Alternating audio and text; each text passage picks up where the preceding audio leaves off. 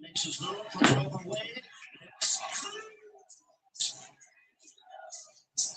Harden drives in on Sesser and scores on the window. 37%. Stewart defending move.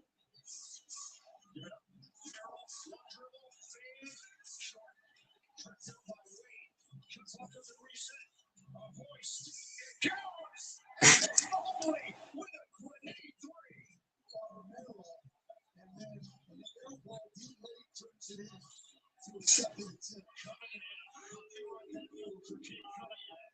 mean, turn a 58% free-throw shooter, which is unbelievable, into 75 on the line. Swing, Merrill. You can't even say Merrill off. Hand it off to Mitchell. His jumper is pure. Straight away, Trey. There's a 3-second difference shot off the game clock. That's a step back three.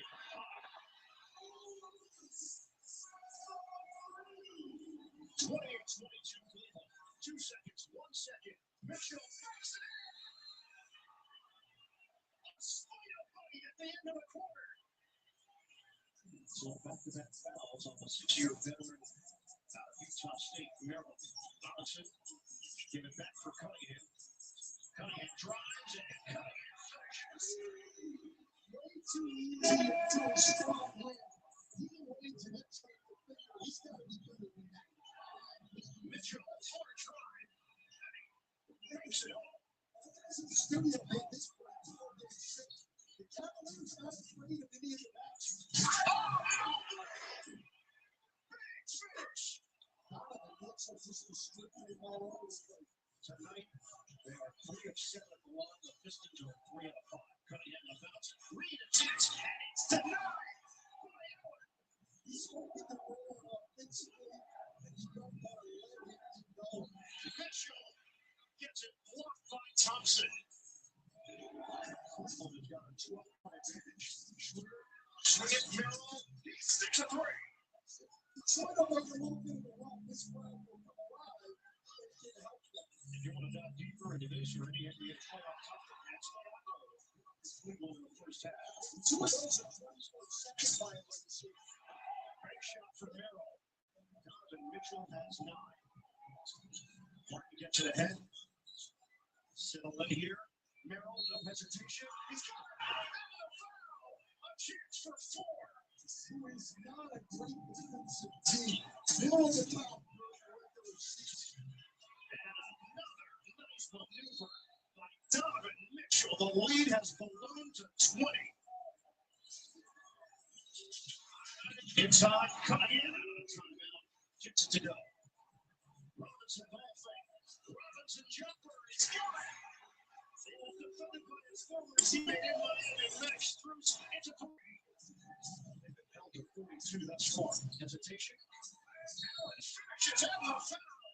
Another gorgeous setup with a tasty dish from Donovan Mitchell. Under a minute to go. First half. Cunningham switch.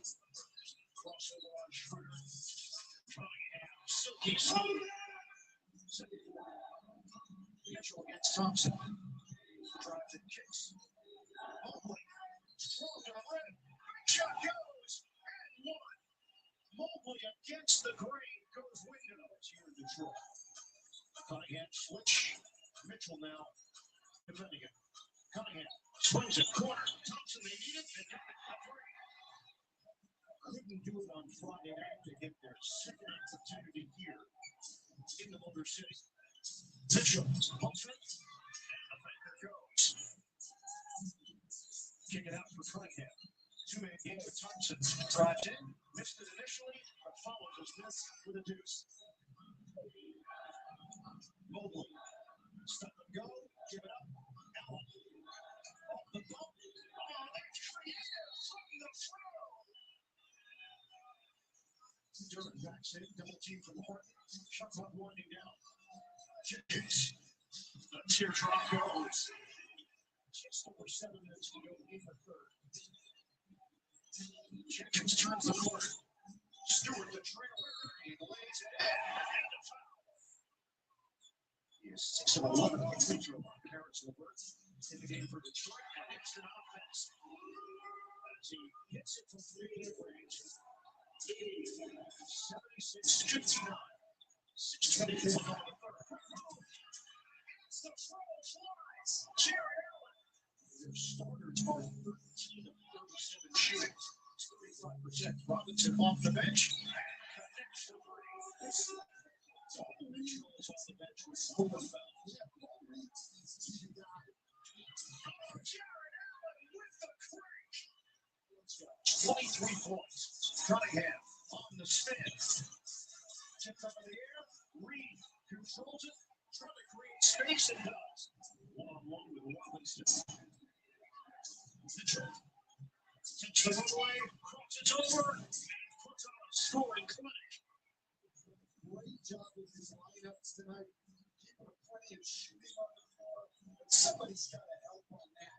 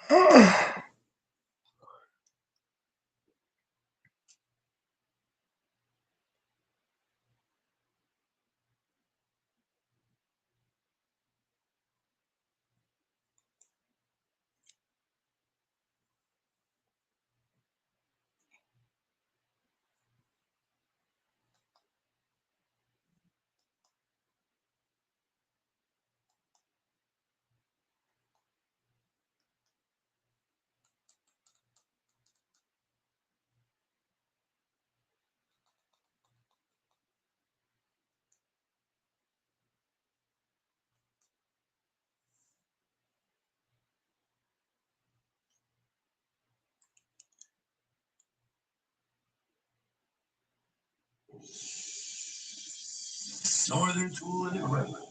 Get serious.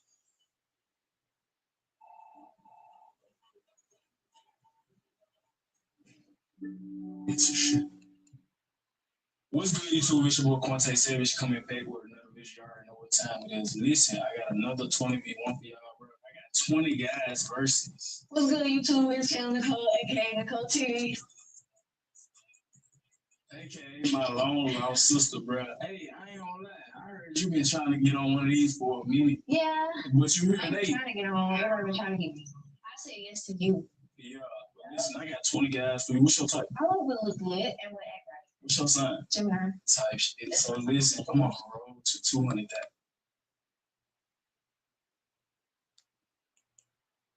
Okay, I'm just thinking.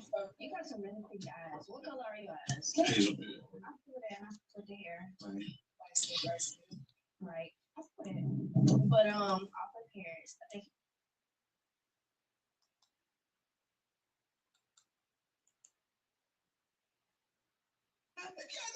I'm so scared. Okay. I don't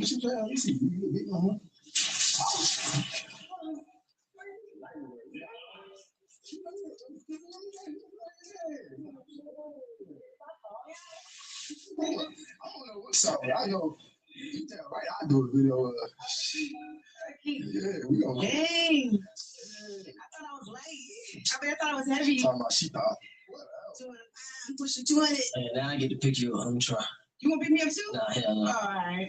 Okay. How you feel about 50-50? 50-50? 50-50 in a relationship. It depends on the circumstance, depending on who's doing better than who at the moment. If I said I wanted to pay 100% of the bills back and forth, everything, what would you say? We can't do that. I ain't no man if you're doing all that.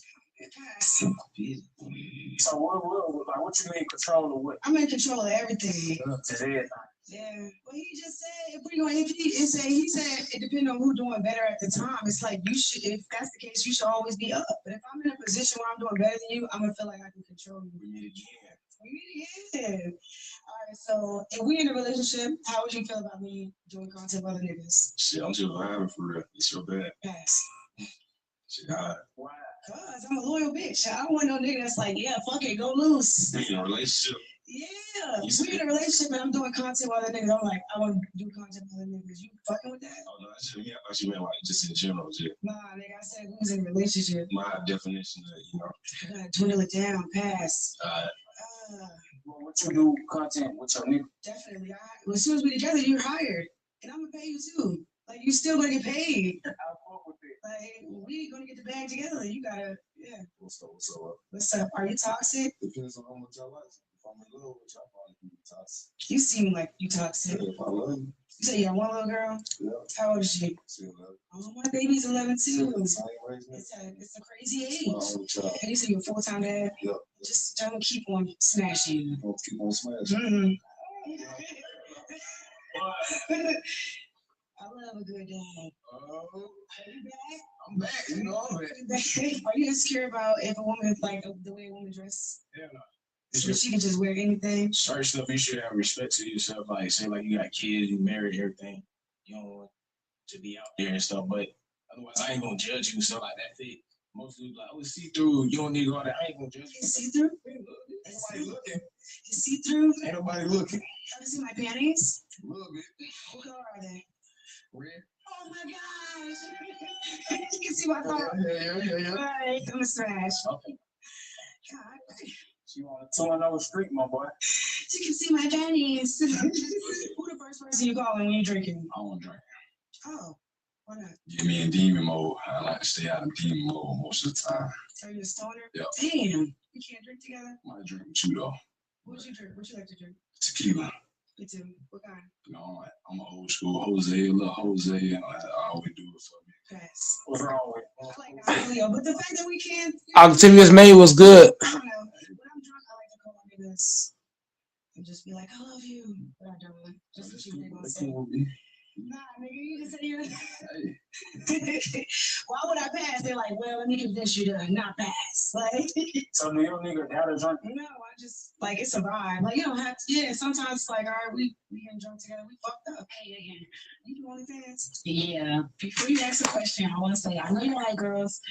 I'm chocolate. You chocolate. I'm cute. You cute. I admire you. Help me turn out like you. That's it. I do OnlyFans. I make music. I do a lot of stuff. What you want me to promote you?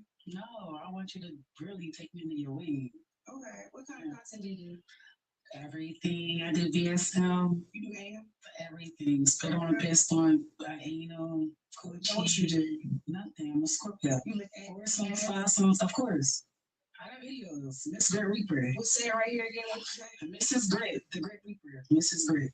Viral, all that shit, all the time. I gotta see your content. I'll show you after this. You follow me on Twitter? Of course. I DM'd you too a lot of times. A lot of people DM me. I know.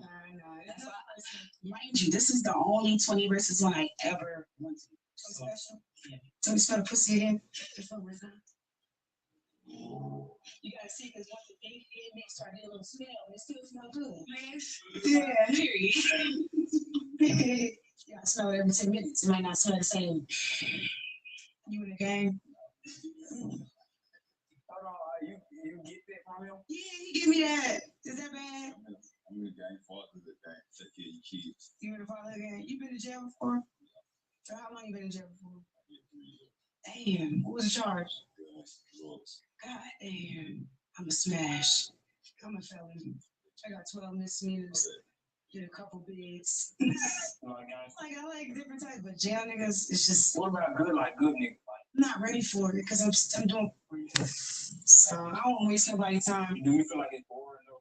I love it, and I don't feel I can't settle down right now. So Harder Mitchell did their thing, man. So right now, $300 for me. You. Or $300. One night stand or 300? You taking too long, my boy. I would Pass. Take the money. I'm nobody special. Take the bread. Like I'm gonna take the bread every time. That's what I was gonna say though. You Yeah, ain't you took too no long. The contemplating, I ain't picking either one. hustling ass nigga. Jeez. I don't like the money. That was a quickie price. You tripping. What you say? That was a That quickie was a price. quickie price. What? You tripping. You would have took the money I too. would no fuck the money. I would want you. Oh, but I feel like you should take the money. Take my chance. Let me open your gift. For sure. I appreciate you, Chris. Man, that shit custom. All right, you hold it and I'm gonna open. For sure. Untie the bow. Yeah. This way.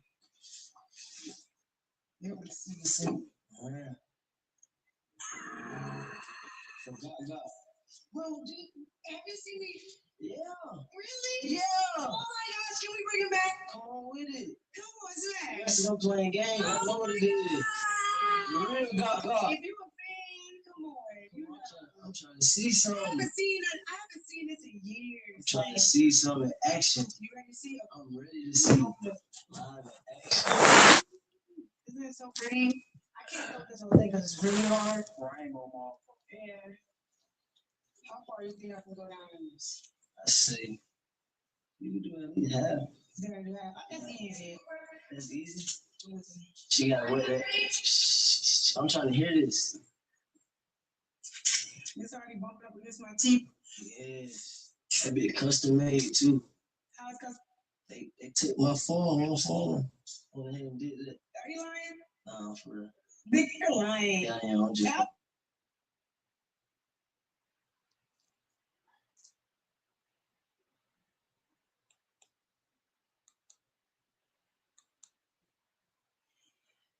Oh, fuck. There's just so much to do in DFW. You would think I could help get you out there. Let's get more tea time, North Texas. Let's get more of the money. Huntington Bank.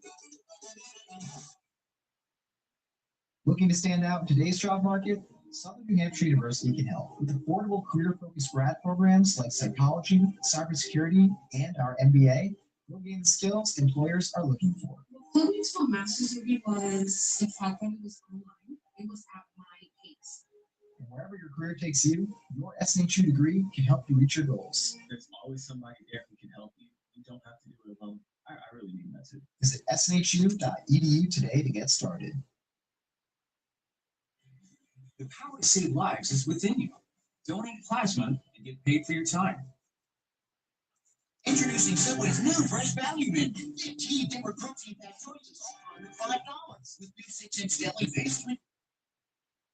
So here we are, the series everyone's been waiting for. This conference finals is surreal right now. It's like something I heard my whole life, and now we're in it. It's kind of unreal. But it's just basketball all over again. And what we're about to watch over the next 2 weeks is almost certainly the first playoff chapter of the NBA's biggest future rivalry. Shai Gilgeous-Alexander versus Victor Wembanyama, the reigning MVP versus the alien.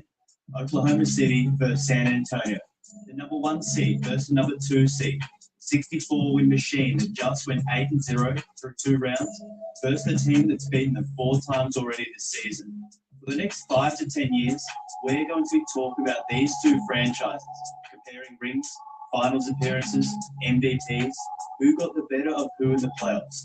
And it all starts here in game one. So before that opening tip, you need to know exactly what you're walking into. The matchups, the hidden swing players, the injury that might quietly decide the whole thing, and the one frame to understand this entire series through. So here's my thesis. Oklahoma City is the machine, but San Antonio might be the one glitch the machine can't fix. Let's get into it. Before we touch on a single matchup, we have to deal with the elephant in the room, because depending on which talking heads you've been listening to, that 4-1 regular season record either means everything or it means absolutely nothing. The truth, as usual, is somewhere in the middle. So let me actually walk you through what happened. December 13th NBA Cup game in Oklahoma City, Spurs win 111 to 109 on the road, tight game, came down to the wire. Kind of game where one or two possessions either way, and we might be having a different conversation.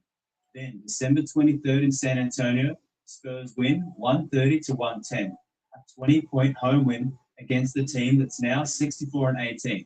Not a fluke, a flat-out belt to the arts. 2 days later, Christmas Day, back in OKC, Spurs win 117 to 102, another 15-point road win. At this point, if you're OKC, you're realizing you've got a matchup problem. OKC finally got their lick back on January 13th. They won by 21 at home.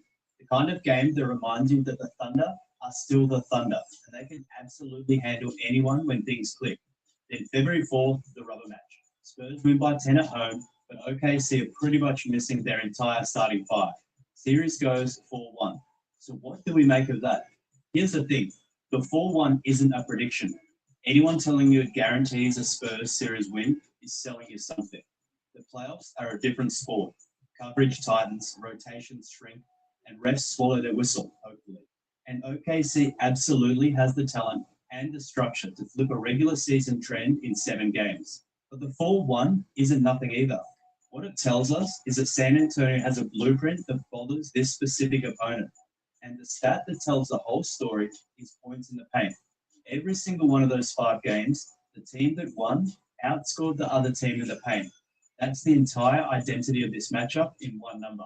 The whole series is going to be a fight over who controls the most valuable real estate on the floor, which is the painted area. Whoever wins that real estate will have a good chance of winning the series. The flip side here is that OKC's one win was a 21-point blowout, which means when they punch back, they punch hard. So the question isn't, did the Spurs prove they could win? Because they did. The question is, which version of those 5 games shows up in this series? That's the real story of the 4-1. It's a coin that's been flipped, and both sides have landed face up. But here's the part the head-to-head record can't tell you about. The one matchup that everything else in this series flows downhill from. I want you to forget the phrase scorer versus shot blocker for the next few minutes, because that framing is going to make you miss what's actually happening. This matchup is a fight over where the game is allowed to happen on the floor. SGA averaged 31 points per game in the regular season, and he did it on historically efficient 66.5% true shooting. He shot 55% from the field, drew fouls at an elite rate, and basically broke every defense he played against all year long. Shai's whole game is built on angles. He gets to his floater, he pulls up in the mid-range where defenders can't contest without leaving their feet. He hesitates, freezes a defender for a half second, gets one shoulder pass, and now he's at the rim. The 2 feet in the paint is the whole thing. Once Shai has paint touches, he either finishes, gets fouled, or finds a shooter.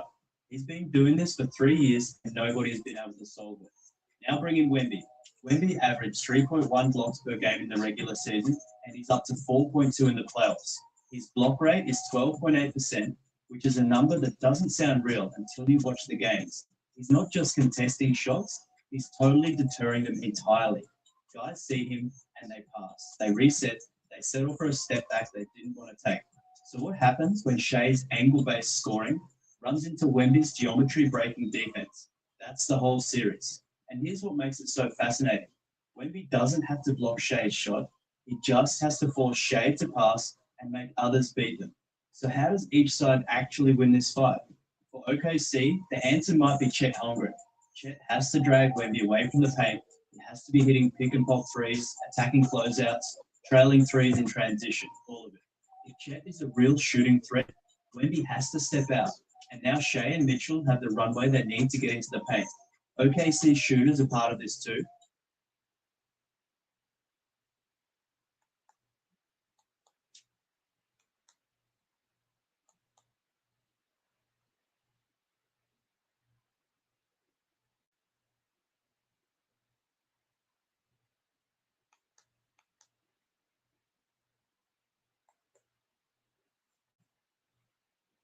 The best part about Russell Stover's sugar-free candies: no sugar, great taste guaranteed.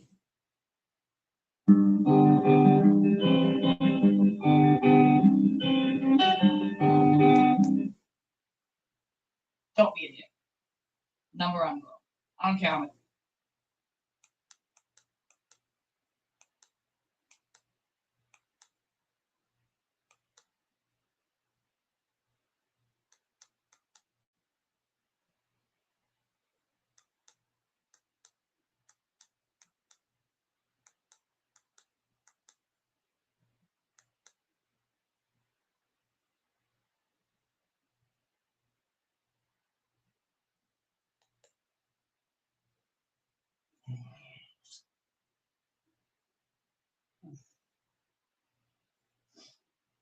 Good morning, Dave. Oh, what you mean, Dave? What you don't remember last night? Yeah, I remember last night. We met at the reggae club. You know, we were doing our thing. Then we got food, came home, and had a little one night stand. That's it. I'm a lady, okay? Once you sleep with me, you mine. No, that's not how it goes. You didn't say nothing last night, and I didn't, so we're not together. You don't remember what you said to me last night?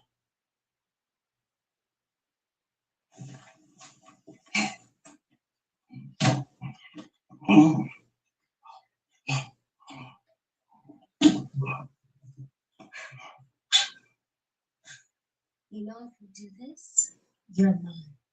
Yeah, I do, man. You know what? I did say that, but I ain't mean it because I was drunk. You feel me? So I lied. Why you so crazy? Come here. What you doing? I was to take a picture. Girl, I'm not about to take no picture. You know what? You're right. Video. Y'all, this ain't a soft line. This is definitely a hard line for me. I'm not your man. What you mean? We're not together. I keep telling you that. It's going live right now. How about you just get your stuff and leave? I don't want to be with you. Anyway, so I was thinking I should make breakfast in bed, or we could actually make a little custom menu for tonight. I like that little Italian. No, I don't want no dinner. I don't want no breakfast, and I don't want no lunch. I want you to leave. I just Instacarted some groceries, so it'll be here in like 15 minutes. But while we wait for that, which side of the bed is yours? That one or this one? I mean, it's not none of your business, but I like this side. I got my body imprinted into it. Okay, let me buy the doors you can. Oh, no. I'm not a protector at all. I ain't even got no gun. Oh, yeah, and one more thing. I need your mom's number because it's my mom-in-law now, and I need to make sure I just, keep her up to date on what's going on. You don't need my mama number because we're not together, and we definitely not getting married. Yes, we are. So great. You know what? What we gonna do? I'm gonna go in the bathroom, brush my teeth, freshen up, and I need you to have all your stuff and be gone. You must be a comedian. You're so crazy. Okay, that sounds good, babe. I'll be waiting. No, you won't. Yes, I will. No, you won't. Yes, I will. No, you're not. Ooh. No, you're not.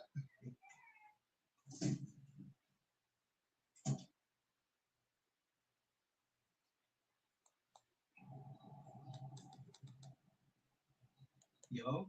Hey, what up, bro? You busy? No, I'm just chilling, bro. We're good. Remember the girl I met at reggae night that I brought home? Yeah, bro. But Patty? She won't leave my house. She talking about we together. Seems like a good problem to me. Bro, I know. I thought I was gonna hit it, and probably hit it again, but she not trying to leave. I mean, it's your house. Kick her out. Oh, I know. I ain't gonna lie. That was me. I'll just be with her. I'm just not trying to settle down right now, She talking about you trying to meet my mom, man. What's your favorite side of the bed? Like, you don't even need to know that, man. You about to know. Hey, you got an extra toothbrush? Yeah, I got an extra one. Just give me a bit. Now she asked for a toothbrush. If it was me and I didn't want it, I'd just throw it about me.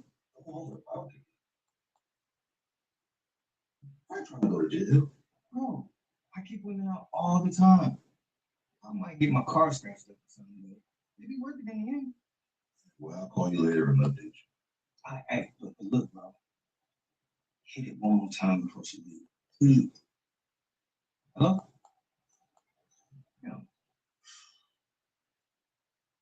Shouldn't have used lotion last night.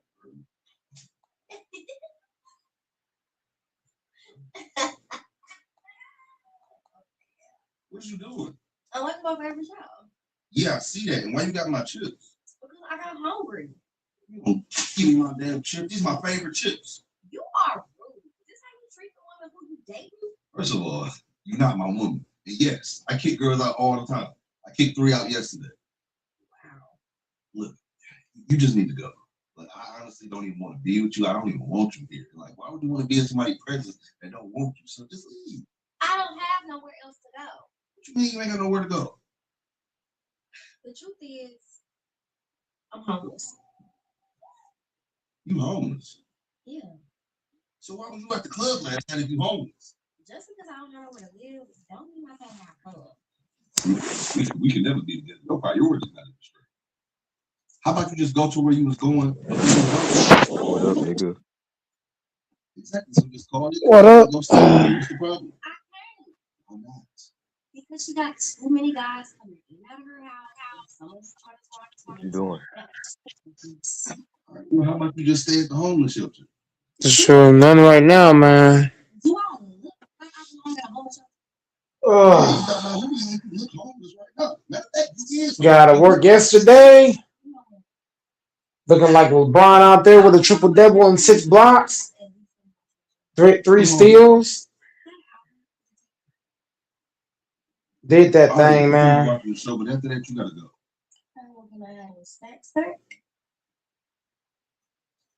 Here, you better not eat them all. You got 6 more gas in here. I don't care. They're my chips. I bought them. I had to buy somebody food stamp. LeBron retired last year. This one after. What you about to do? I'm about to just work in my office. You got a office? I told you I'm a stand-up comedian. I'm working on my special for Netflix. And LeBron ain't going nowhere, man. He gonna play another year. Yes, I'm sure. That's my money. Not yours. You're already homeless. You're not about to take half of me. Okay. Don't Still worry. playing a different team or something. That's what you get. You see, LeBron about to pull a Brady. LeBron about to play D like 4-5.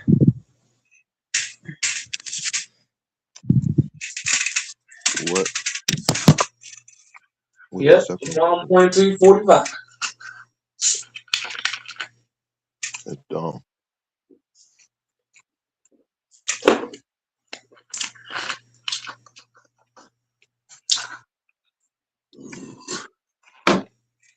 I don't think LeBron should retire.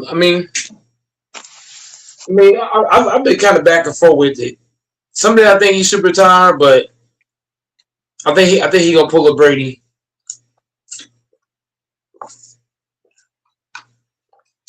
He gonna play till he's 45. Disrespectful. That's why they fail anyway. Did they what? Huh? You enjoying them though? Yeah, look at you. What you doing in my fridge? I was about to cook. No, you're not getting nothing else to eat. Did you eat all my chips? Yeah, you go. These were my favorite chips. Why would you do that? You got 5 other bags in there. Do your thing, Bron. I tried to call, but my phone is off. Your phone? I don't have no way to pay bill. You think I want to be with you? Babe, it's okay. We can do this. Okay? I believe in us. We'll never be together because I'm a terrible boyfriend. I'm not even a good person. How are you a terrible man? Because I got so many bad qualities. Like, I'm a man that likes my space. I love space. In fact, I could just go outside. I'm used to being outside anyway. Yeah, that's crazy, but I like to travel. I I ain't gonna be here and I ain't gonna be able to spend time with you. Technically, I'm a gypsy, so I'm always ready to be on the go. You only got one bag. I like solo travel. Or I could just stay here, hold the fort down, keep the place clean. I work a lot. You know, I'm always working. I'm all about my work and my comedy thing. So I ain't gonna have time to spend with you, and that's gonna make you resentful. And you might cheat, and then I'm gonna leave. So it's gonna end that. I would love to be a part of that. You know, if you work Jordan like didn't me, get swept one time. so we can buy new stuff. I think it's a great exchange. I'm emotionally innovative. You said what? Dramatic stuff, you know. I said Jordan didn't get swept one time. Who's that? Is that LaFonso? Jordan played against plumbers and he played against plumbers and truck drivers. So you know, Here we go with that. it's easy to win when you're playing against that. No, it wasn't easy to win. When you're playing against plumbers and truck drivers, and you got the best team by far, bro. Well, nobody talks about this. The Bulls were by far the best team in basketball in the '90s. Like That's why I got it LeBron wasn't over weird. Jordan all the time. LeBron James faced elite competition in the finals. Way better. He faced way better competition in the finals than Jordan did. Like, Yeah, stop but it's that not even nonsense. just. But Dante, for me, it's not even just the finals. Like regular season, playoffs, overall For Jordan to go to competition. why But he but has a LeBron, losing record against Larry Bird? Why he but has a LeBron, losing record against Isaiah Thomas if he's the GOAT? If you the GOAT, then you should have at least gotten the game off Larry Bird, but you got swept back to back. That tells me that you're not the GOAT. That tells you And you're he not better took than Larry Bird. That tells me you're not better than Isaiah Thomas. That well, tells me you're not even better Larry than Bird actually LeBron. said that he was playing God on the court when he was playing Jordan. He said I don't that. give a fuck. That nigga still got swept. And tell me if why. if you put Tell me Jordan in this why. era, he's not. If you put if Put you Jordan in put his era, he ain't averaging 37. he's not winning That's 6 rings false. in this era either. If you That's put false. Jordan in this, if no, I'm gonna tell you why. Because in Jordan's era, guys were signing 8, 9, 10-year contracts, so guys wasn't moving around. In this era, if you want a ring, teams are going to team up to beat you. For example, when Giannis won a ring, teams got better to beat him. When Golden State won their rings, teams get better to beat them. When the Spurs won their rings, the whole point I'm saying is Dante know what I'm saying to DJ is that when you win a ring in this era, teams aren't going to just sit back and just watch.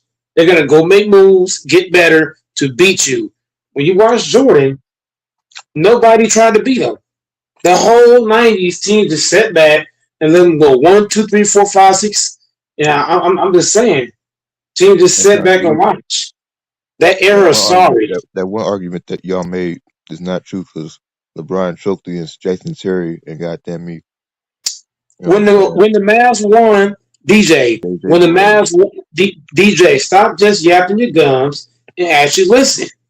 When the Mavericks won that championship ring in 2011, the team just sit back and watch? No, they said, "Watch this. I'm making this move, that move, this move, that move," and that, somebody else won the next year.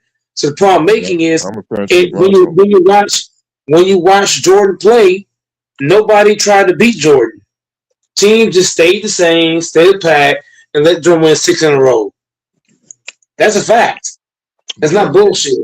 but they ain't make no Jordan rules though. Once So again, bro. Once again, DJ. Once again, those teams in Jordan era, they just watched Jordan win 6 rings. The Knicks didn't get better. The Suns never got better. The Jazz stayed the same. All those teams that Jordan going again, they just stood put and let them win 6 in a row. that's just Jordan literally played. Jordan played in an era that was cupcake. We gotta be honest about that. He played in the cupcake well, era, bro. He that's did, bro. I'm gonna let you say that, Mike, because you didn't say the opposite of that like He ain't winning in this era. If hundreds you of put times on Jordan in camera. this era, bro, listen. If you put Jordan in this era, he's not winning 6 rings. Probably not six, Guarantee but you you that. can't say you're not gonna win a championship. He's not winning, bro. Bro, what I said was he's not winning 6. He's not winning 2 3-peats in this era. He's not. Teams are not going to just sit back and watch them win 2-3 piece. Hell Now wait no. a minute. Wait a minute. If LeBron repeated in this era, Jordan could certainly do that. You're not listening. I'm not Yeah, talking about repeating. in the You're not DJ. 2016 era. DJ. Stop just bumping your gums and look at what you're saying. I'm not talking about going back to back. What I'm talking about is he's not winning 2-3 peats in this era. Are you not listening? How we know? I know that for a fact. Teams are not Nah, going to you sit can't say back. that for a Bro, fact. teams are Nah. not. Bro. When the Lakers tried to go 2-3 peats, you know what happened? Dante, tell me what happened, Dante. When the Lakers tried to get 2-3 peats, what happened? Team said, "No, fuck that. We gonna sit back and watch this shit." So I know for a Yeah. fact, if they didn't let hold on, nigga, stop that yapping your gums. Shaq and Kobe is a better duo than Pippen and Jordan. That's a fact, nigga. If Shaq and Kobe ain't win 2-3 peats, Jordan ain't doing this era. If Shaq and Kobe in this era couldn't do it, what made me think Pippen and Jordan gonna do it in this era? Y'all the Fuck same out of niggas here. that stay calling Fuck this out era of here. soft though. The Golden State Y'all the Warriors. The same Golden niggas that State stay no, calling this stop era just soft, talking. Mike. No, stop just talking. Stop just talking, please. Nigga, Steph you the one Curry. yap. No, You not it's letting my me stop just talk. Stop just yapping your gum, sir. Mike, you not Stephen letting me Curry. respond. Once again, because you're saying bullshit. Stephen Hold on. Curry is a two-time. Stephen Curry is a two-time MVP. Kevin Durant is an MVP. They had two MVP players on the same roster with multiple elite first-team all defenders like Draymond Green, Iguodala, and Klay Thompson. What is that, Dante? They had three first-team All NBA defenders on the same team with two Oh my MVP God. players on the same team, and they couldn't three-peat. So what So tells me that Jordan and Pippen gonna three-peat back to back, or even one time? Stop it. The last team to three-peat, the only team to three-peat in this era is the Lakers. If we're being honest, the last time a team three-peated in this era, that was the 2002 Lakers. Nobody else has three-peated since. that's not this era. So stop Go the ahead. shit, nigga. That's the Bro, I'm 2000s. talking about the Go ahead. 2000s. You're not listening. I'm talking about the 2000s, sir. If I go from 2000 to now, the only team to three-peat is the Lakers. Mike, that's 20 years, 26 years. So once again, if there's one team in the 2000s, I'm talking about the 2000s. I don't know if you comprehend English or not, but I'm not talking about the 90s, 80s, or 70s. I'm Dante, you talking just about said the this era. 2000s. I'm talking about the 2000s, sir. Oh my God. I've been saying it for 5 minutes now. That in the 2000s era, like I said, in the 2000 era, the only team to three-peat is the Lakers. So what tells me Pippen and fucking Jordan three-peat in this era? Fuck out of here. And Them niggas three-peat shit. if they could do that in the 2000s, they definitely could do that today. They ain't playing nobody, Today. nigga. Who the fuck they Yes, they have. play? Who they play? The fucking Jazz? Bro, the fucking Jazz would get swept by the Spurs. The Tim Duncan Spurs would sweep the Jazz. Sweep. 4-0. They sweeping the Phoenix Suns. Should I keep going? Should I actually keep going? You correct. There's so many teams in that area get swept by the Spurs. Spurs alone is sweeping a lot of those teams you're talking about. We got to stop this shit. Jordan ain't faced nobody. He ran from Hakeem. Jordan has retired from the game. He ran from Hakeem Olajuwon. He ran. He ain't run from He shit, fucking nigga. ran. He He ain't knew run he from couldn't beat shit. Hakeem. He knew he couldn't beat him. That's why he That's stepped false. down. He knew he couldn't Exactly, beat him. Mike. He ain't run Why from he shit. couldn't beat Hakeem, huh? You could beat everybody else, but you couldn't beat Hakeem, huh? You had to step down to avoid playing Hakeem, huh? Okay, Scary Michael, boys? you confabulating shit now. Now you doing conspiracy. No, I'm not. No, I'm not. Ain't nowhere If to Michael say Jordan had not that Jordan retired, ran from nobody, nigga. once again, Michael Jordan had a losing record. Are you not listening to yourself talk, sir? Michael Jordan had a losing record against Hakeem Olajuwon, sir. Sir, So that Hakeem don't had mean a nothing. winning record against Jordan. No, I'm not trolling. Michael Jordan played teams. See. Here's the thing. I wish that Jordan and the Bulls play in this era so that I could empty King's bank account. I would empty his bank account. I would put the money down in advance. I'll go to his bank, go get a loan, put it down in advance, and do it that way. Bro, Michael Jordan played against a bunch of bumbleclaw ass teams. He's not winning. He might win 2. I give Jordan 2 rings at most. He's not three-peating, and he's not getting 2 3. No, I don't even got to say 2. He's not getting 1. I give him 2 back to back. That's about it. But teams in this era is not going to sit back and just watch Jordan win over and over and over and over and over. Bro, Dennis Rodman, he'll be a non-factor in this era. Rodman can't guard nobody in this era. Mike, name one player in this era they got the mentality that Jordan got. Name one player. Who is he playing? Who is he playing? Who is Jordan playing with in this era? Because that's gonna dictate a whole lot for Jordan. You know what? It didn't even matter. It didn't even matter who he's playing with because teams ain't gonna sit back and watch that bullshit. Hey yo, can anybody hear me? Yep. Mike. For being that I'm a Rockets fan, Michael Jordan didn't know that the Rockets was gonna make the finals for him to I don't want to hear that. to avoid them. He would have got his ass whooped. He would have got his ass whooped. He would have got his ass. Bro, I'm gonna say it again, and I'm saying it with my chest.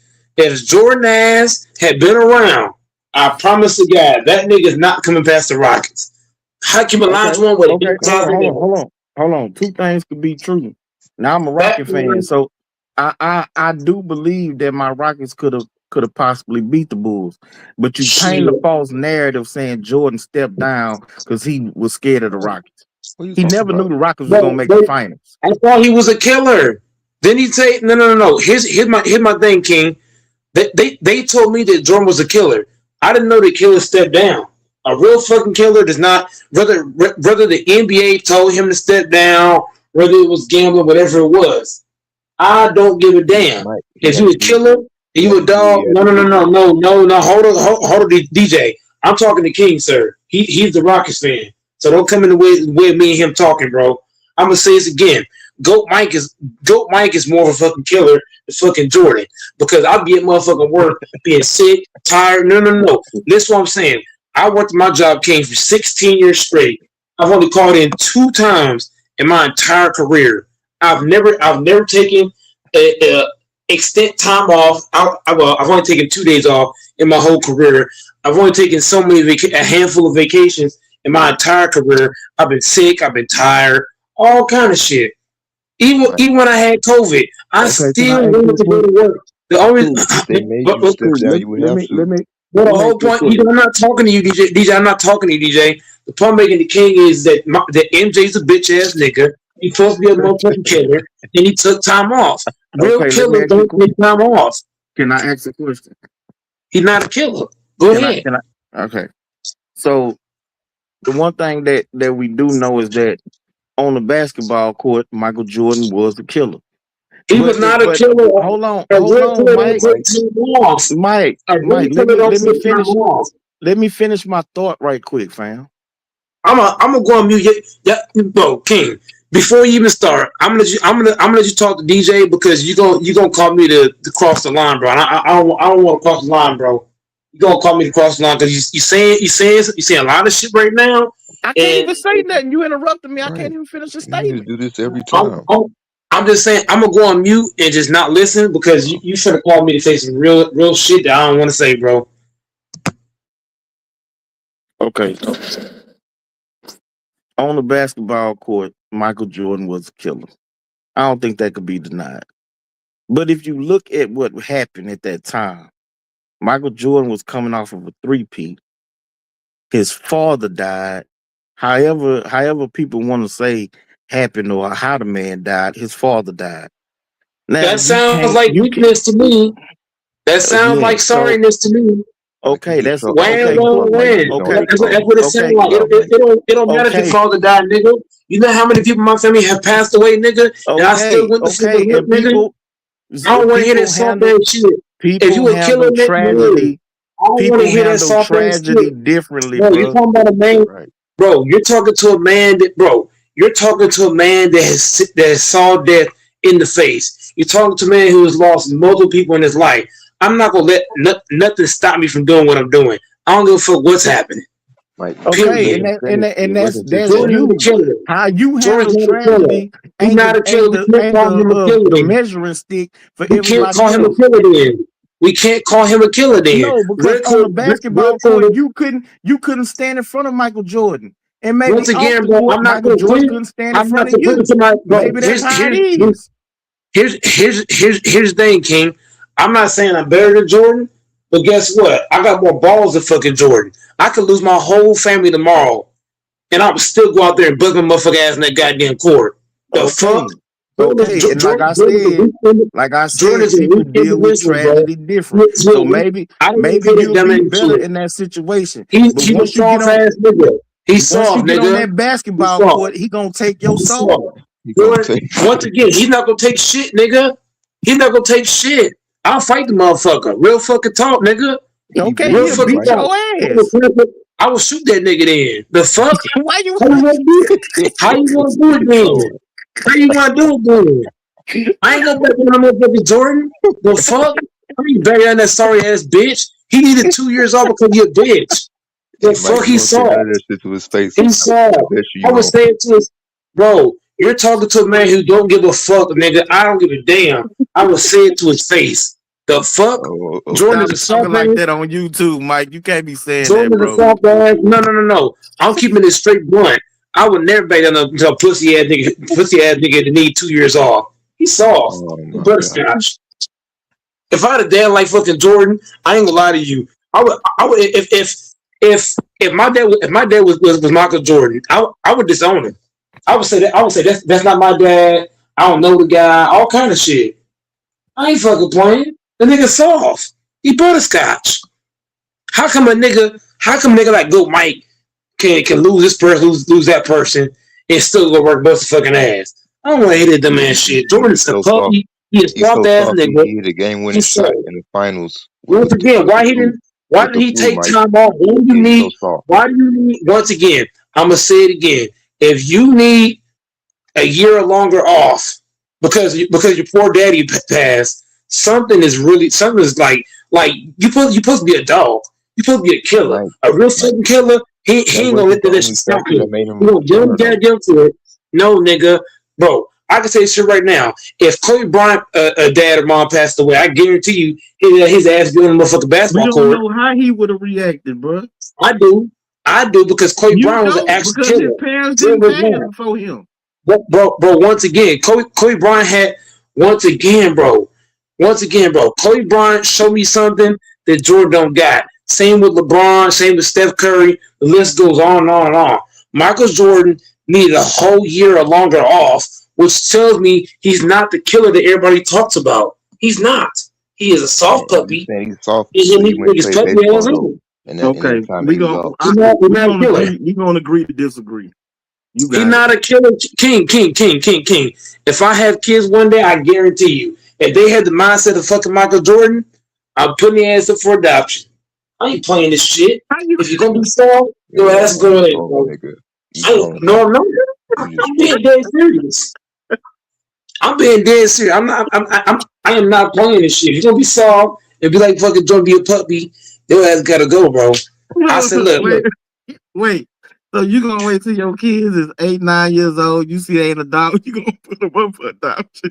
They better be a motherfucking dog. You fall down, better get your ass up. You get scrapped, better get your ass up right now. I ain't playing this shit. Get your ass up. Get out the motherfucking ground.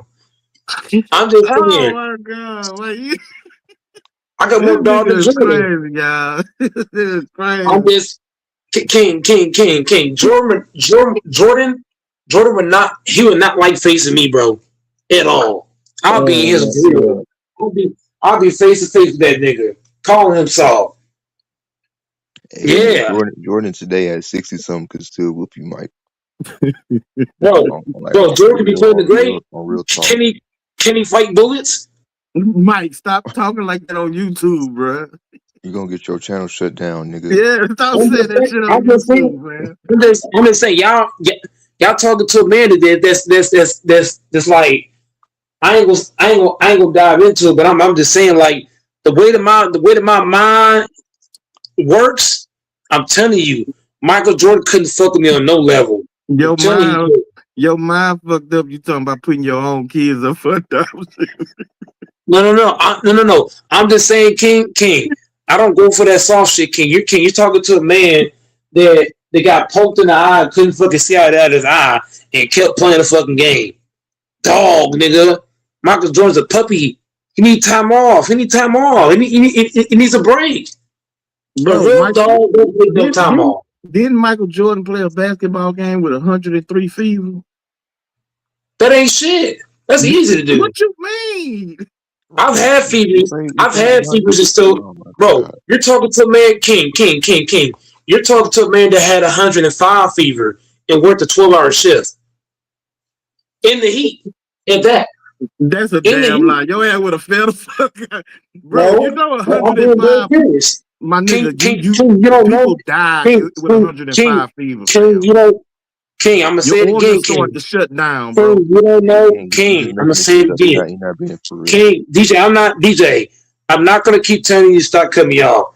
King, what I'm telling you, my brother, is this. You don't know me, bro. Like, Goat Mike is really on that. Like, it might seem like I'm just talking on here, but I guarantee you, King, if you was my dad, right, and we lived in the same roof, I guarantee you, everything you think about, you'd be like, what the fuck? This nigga really is on that. Like, niggas think I just be talking because we online, but I'm really on that.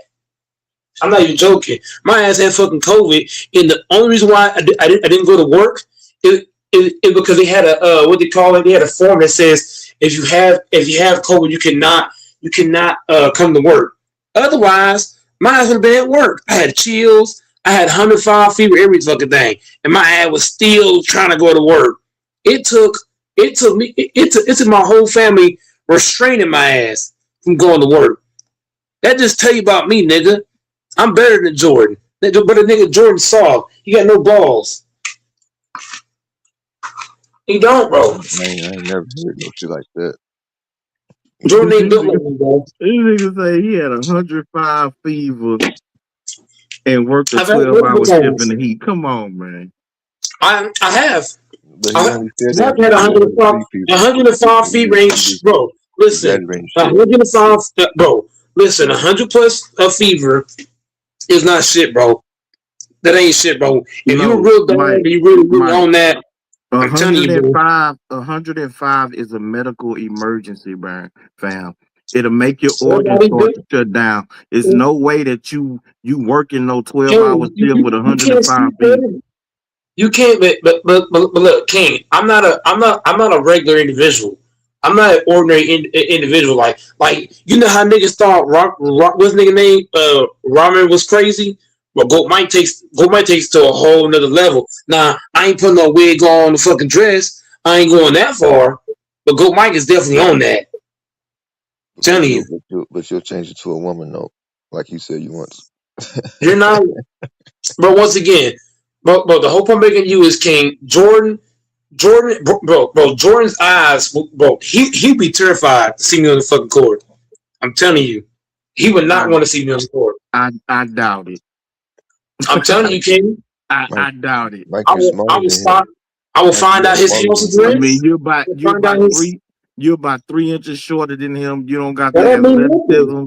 There's nothing you can do with Michael Jordan. When I smack the shit out of his ass, bro, here's the thing. I would fight the whole Bulls team. I'm fighting Pippen. I'm fighting Robin. I don't give a fuck. They all can get it. The whole fucking team. You gonna get I'll fight their own team. Up, Mike. So yeah, you want to get beat up by everybody. And when I get this going, and look, I'm gonna come back.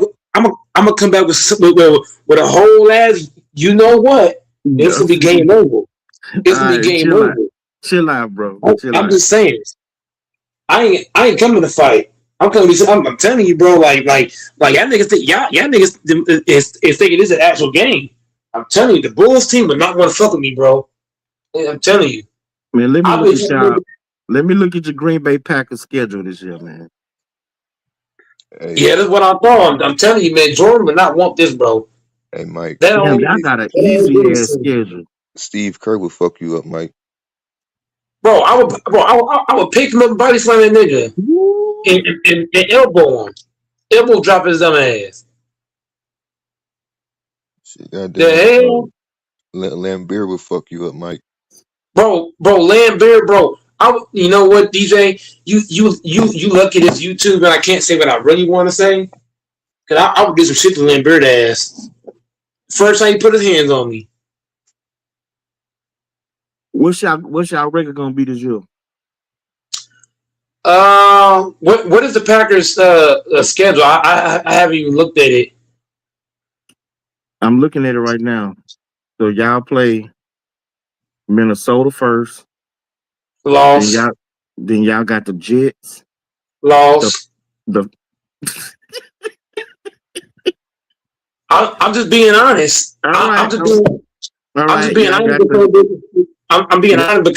because Kraft and Micah's not going to play the first 4 games. Okay. And then y'all got the Falcons. Another loss. Then y'all got the Buccaneers. Another loss. Then y'all got the Bears. A dominant win by 30.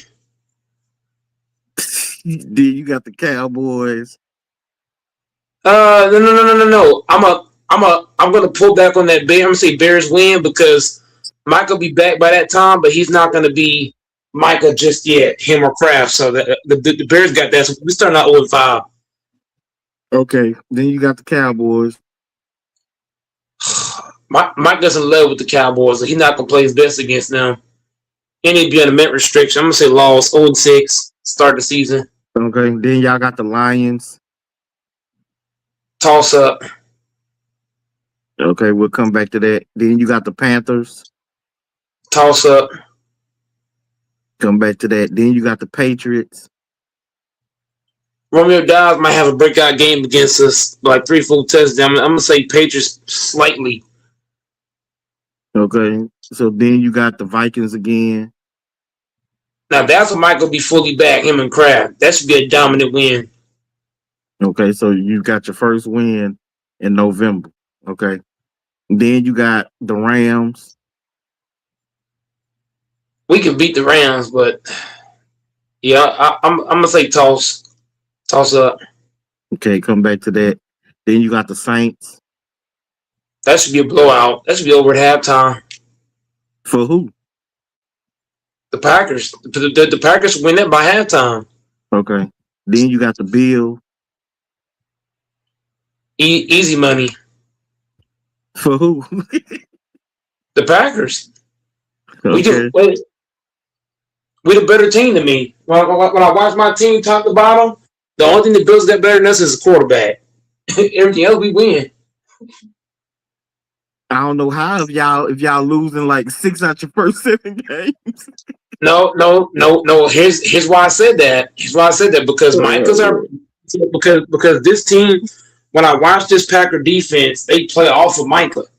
And he's not playing, according to reports, he's not going to play the first 4 games of the season. Tucker Kraft, I told you if you got a better team than the Bills, 1 or 2 players being missing shouldn't stop y'all from winning games.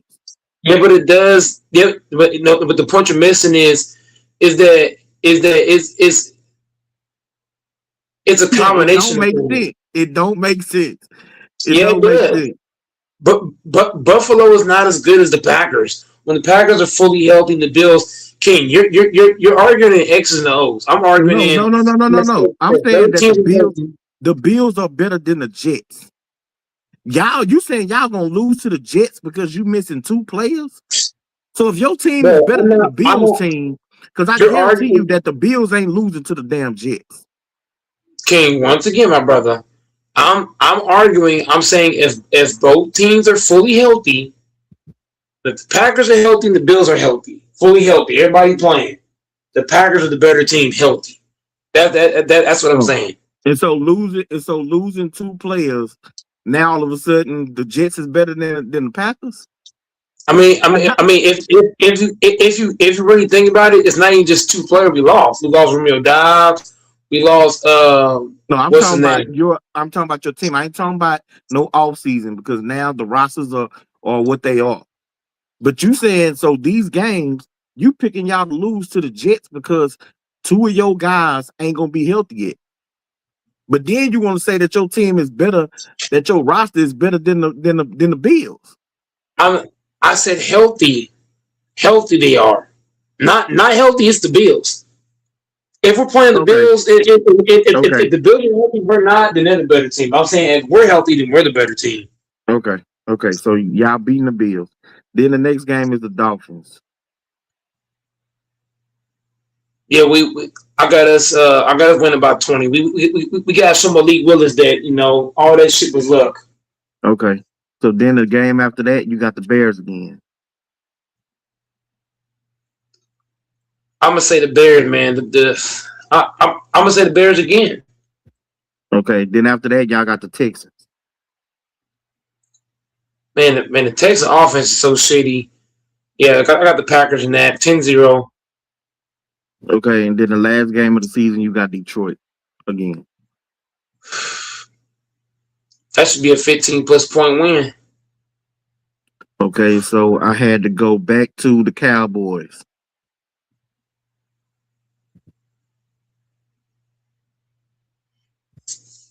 Yep, I got to listen to the Cowboys because for some reason, whenever we play the Cowboys, we kind of play down to the competition. We don't take the Cowboys very seriously, and that's a huge problem.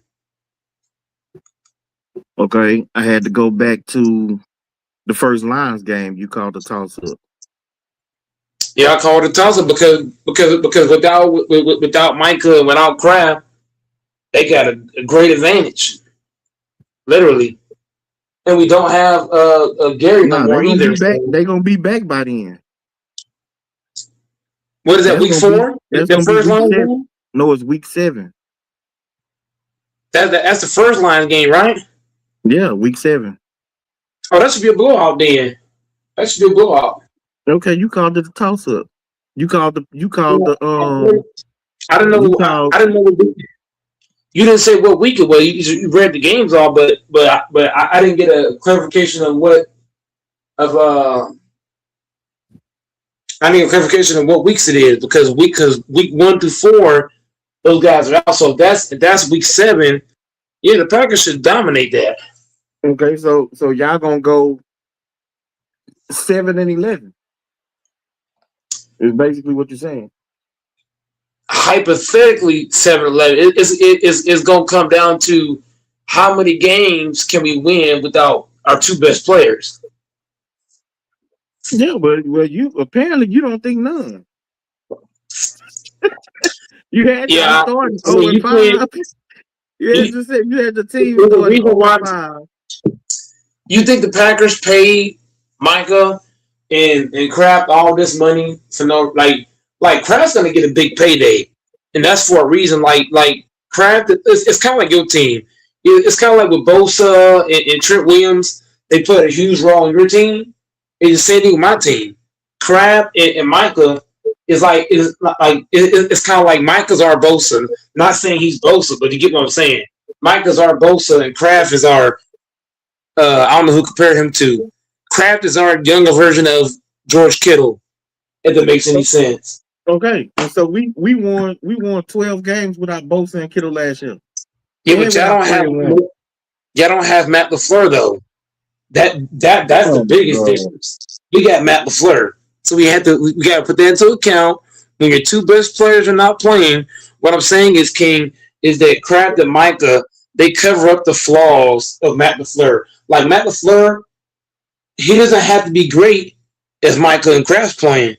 If they ain't playing, now I got to bank on Matt LaFleur having some spectacular coaching decisions to do something. And do I believe in Matt LaFleur to win without those guys? No.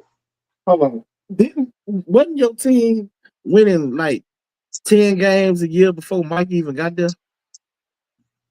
So how is Micah covering up the flaws of LaFleur? He only been there 1 year, and he wasn't even there a full year.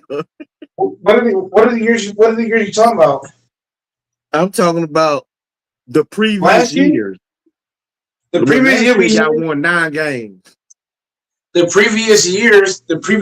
previous years we had Tucker Craft, who is literally to me best weapon on the offense. Bro, Just saying, bro. Stop trolling, bro. Just saying, bro. Stop trolling, bro. I'm just keep doing it. Back like some second-rate tight end is covering up for Matt LaFleur, fam. Like, stop it, though. Tucker Craft King. You can say what you want to say about Tucker Craft, but that nigga is a baller. He totally changes the whole dynamic for Matt LaFleur. He just does, bro. And it showed in that Bears game. You can't tell me, King, if we're 21-3 on the Bears, if Micah and Kraft's playing, that game gets out of hand. That game would have got way out of hand. Way out of reach. Micah would have had like 3 sacks, a whole bunch of pressures. Kraft would have had at least 2, 3, possibly 4 touchdowns because the Bears couldn't fuck with him. He out here blocking, he out here running. I'm just saying, bro, they changed the dynamic for the Green Bay Packers, and those guys not playing is going to put a lot of pressure on Mr. LaFleur to have to step up and make some crazy ass coaching decisions. So he's going to have to. Matt LaFleur's going to have to get into some kind of genie bag and do some voodoo or something to make it should happen without those guys playing. I don't believe in Matt LaFleur at all, especially without Mike and Kraft on the floor. I know he might have got 9, 10 wins in the past, but that's in the past. I'm talking about this season. This season, do I believe in Matt LaFleur? No. Y'all schedule ain't that hard, bro. It don't matter. And my schedule not hard. When you got Matt LaFleur, you coach it matters. So now Matt LaFleur is one of the worst coaches in football. I'm not saying he's the worst coach of football, but what I am saying is that he tends to get exposed when he can't hide behind Micah or when he can't hide behind Tucker Craft.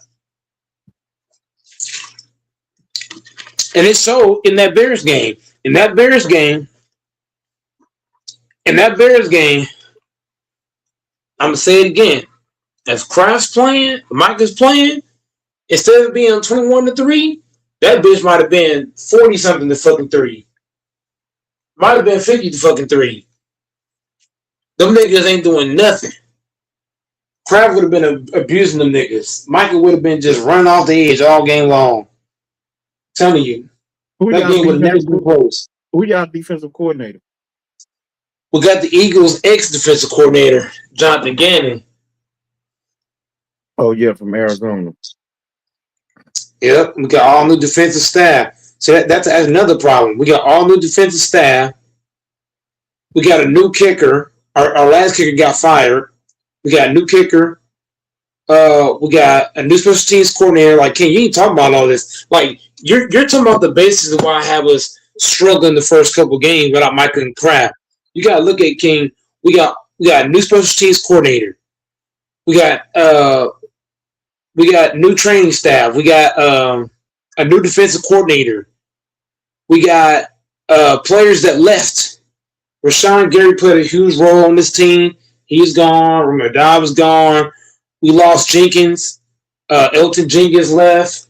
Like, we got a lot of key guys that just up and left.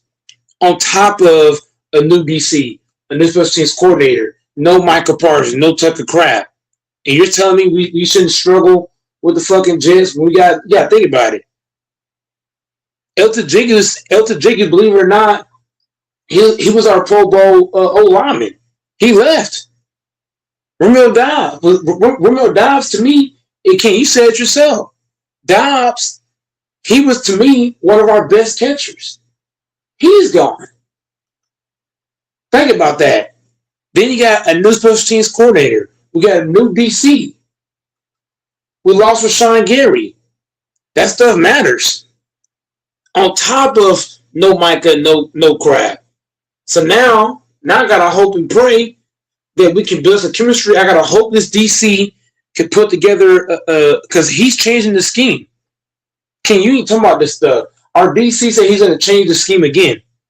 So now we gotta get used to playing a different scheme. We gotta get used to this and that. All right, we got to change the playbook because certain guys are gone. I'm just saying, bro. Like, there's a lot of factors of why I have us struggling in the first couple games. It's not the same Packers team from last year. New staff, new players. Man, that's All every that shit. team. That's every team in the NFL. No team is the same team they was last year. No, but King, you're missing my point though. Is it King? You're talking as if you're talking as if we just lost one player or one staff. We lost a lot of staff and we lost a lot of players. Key players. We lost key players and key staff. Multiple. Okay. On top of no Micah and no Kraft. So that's why I say for me, I believe the Jets and all those teams got a shot to beat us in the first couple games because we got to get used to how Gannon want to call the defense. We got to get used to special teams coordinator. We got to hope the new kicker can make a fucking kick. We got to hope and pray that the defense can play big without Micah. We got to hope and pray that the offense don't look too shitty. And that we also lost Wicks too because Devontae Wicks left as well. We lost Wicks and we lost Dobbs. Both of those guys played a huge role on this team. So we got to talk about that. We got to talk about Jenkins leaving, our Pro Bowl lineman. Like, all this should matter, but King, I'll say this. All of our draft picks, I like the draft picks we drafted. The only thing I'm saying is I don't know if they're going to be able to play at an NFL level. Like, I watched those guys play at college. All those guys look good in college. I got to see if that can translate to the NFL. So right now we're banking on rookies the first couple games, which I don't know if that's I don't know if Matt LaFleur is good enough to take these young bucks and bring them home a couple games. That I don't know. I got to see what he can do. I don't believe in him right now, though. He got to show me, King. Matt LaFleur has got on my bad side. He got to show me. What's up, Beast? Matt LaFleur got no dog in him. Just how I said that Jordan don't got no dog in him. Same thing I'm saying about Matt LaFleur. Nigga's a pup. They don't got the ball, man. I feel like we're gonna lose the first four. I feel like my team might lose the first 4 games, 6 games. There's a possibility to go 7-11 this year without Micah and Crab on the field. It's more than possible. We ain't built like y'all. You keep saying, "Well, my team did this and that, and we were injured." But y'all don't have Matt LaFleur. They got Kyle Shanahan.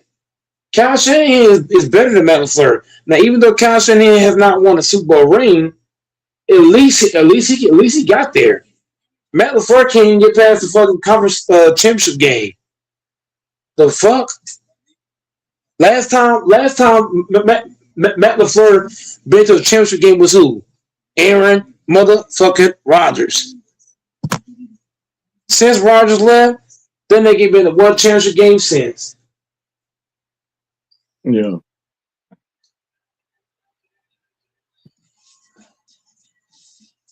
That's something you got to talk about. And I'm supposed to believe in Matt LaFleur. Really, King? A guy that can't do that without Aaron Rodgers? Look, man, your coach has been successful, so In the regular season. In the regular season, he's been successful. But he's also had in the regular season, he's been good in the regular season. But when it matters most, that nigga coach will go to shit.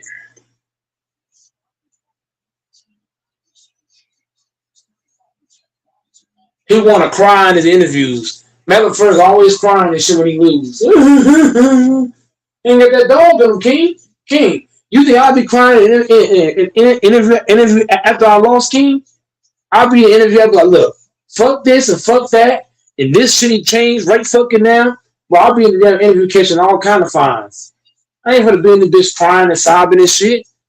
I'll be in the interview dropping all kind of bombs. The fuck? I'll be pissed off with this bitch. I ain't about to be crying nothing. Can't stand this shit with Matt LaFleur. He look like a big ass baby. I tried to call timeout and it happened. Nigga saw. How you coaching a team of men like that? We need a fucking real coach. A coach is gonna bring that dog. Be a dog or don't show up. That's the motto should be for the Packers king. Be a dog or don't show up. If you're not gonna be a dog, stay your ass at home. Period. Can't play football soft. Can't stand soft coaches. It's just terrible. And you keep on hyping this nigga up. Matt LaFleur is a bum. The I wouldn't dude play for Matt LaFleur. ain't he been to the conference finals twice? What do you do without Aaron Rodgers? Oh my God. What if He ain't been Aaron there since Rodgers, Aaron what Rodgers. if Aaron Rodgers done without him since he got there? Once again, Aaron Rodgers has been to he's been to the Super Bowl and won. I ain't talking about before he got there. I said since he got there. Aaron Rodgers' resume is more impressive than Matt LaFleur's. That's a fact. Well, yeah, he's been in the NFL for like 2.5 decades. Oh, okay. So Matt LaFleur ain't been in the league for even 10 years yet.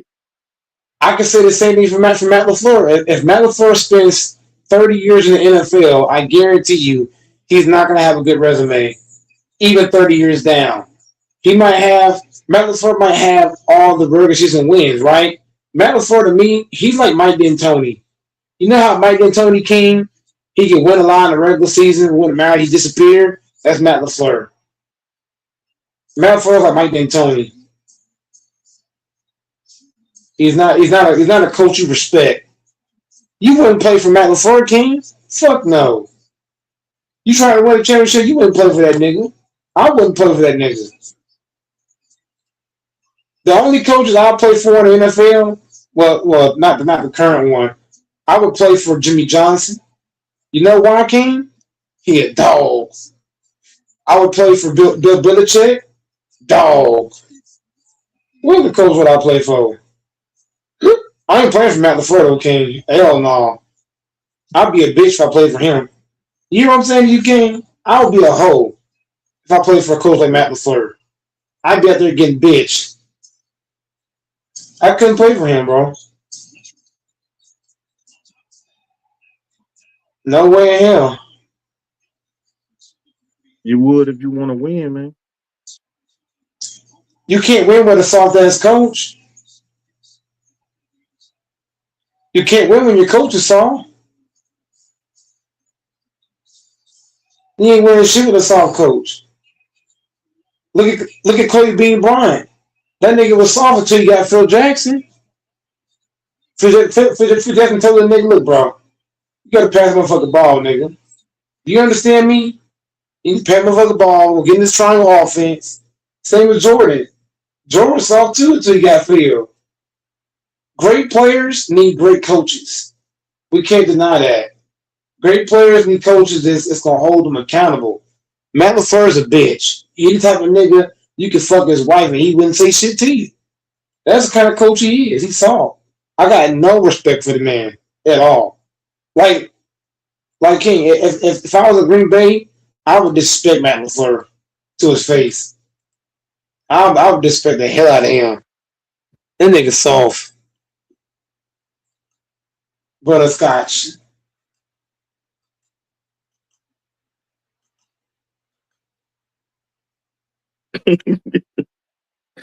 Man, I'm just saying, stop disrespecting your coach, man. He soft, King. He's the softest coach I ever seen in my life, King.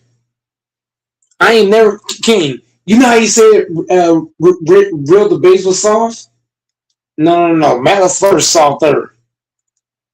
Matt LaFleur more soft than real the base. I'll take the base over Matt LaFleur. I'm just saying.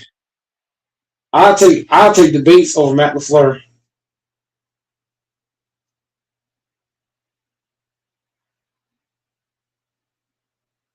You take who? I'm taking the base over Matt LaFleur. Who? Will Debates.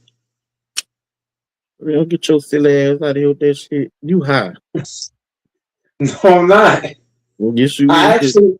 actually, King, my, my, my, my hatred towards Matt LaFleur is deep. That shit is deep. Like, I don't like to do it all. Yeah, but I what you would love to saying make, right? What you saying right now is downright stupid. That's beyond. That's beyond some goddamn hatred. a King. I would love to make Matt LaFleur's food. You know why? I would love to make his plate. I would make the. Get the fuck out! Get the fuck out of here! I don't even want to know what you'll do to that man food either. I ain't even gonna ask you. I don't even want to know. Don't even fucking tell me. I would love to make his food and his drink.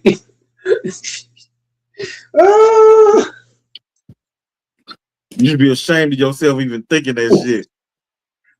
Bro, his coach is so fucking bad, bro. Man, I would do anything to get him off the Packers. Any fucking thing. And and, and then guess what, King?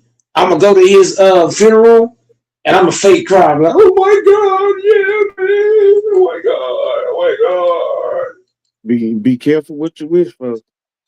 You'll end up with the worst coach in the NFL.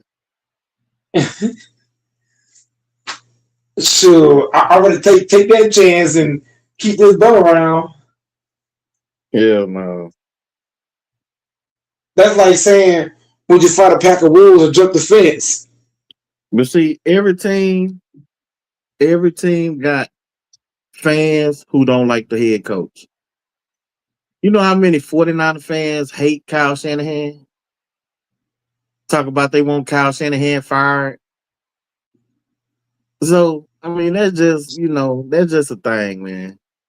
Y'all hate, but Niner fans hating Kyle Shanahan is valid because you got to think about it. It's not valid. Two Super Bowls. No, it's not. Bro, he's been on the 49ers. This is like his 8th year. 17, 18, 19, 20, 21, 22, 23, 24, 25. No, so he didn't been on the team for 9 years. This is year 10. Right? In that time, the Niners, so he got hired in 2017. By 2019, they was in a Super Bowl. So from 2019 to 2025, the Niners have been in 2 Super Bowls and 4 NFC Championship games, and they've missed the playoffs twice, I think, due to massive injury. The first time we lost our quarterback for the whole year, and the next time in 2020, just everybody on the team was hurt. The Niners have been one of the most relevant teams in football since Kyle Shanahan got to San Francisco. Multiple championship appearances, multiple Super Bowl appearances. And because you didn't win the last game of the year, which for 30 other teams, they wasn't even in that game.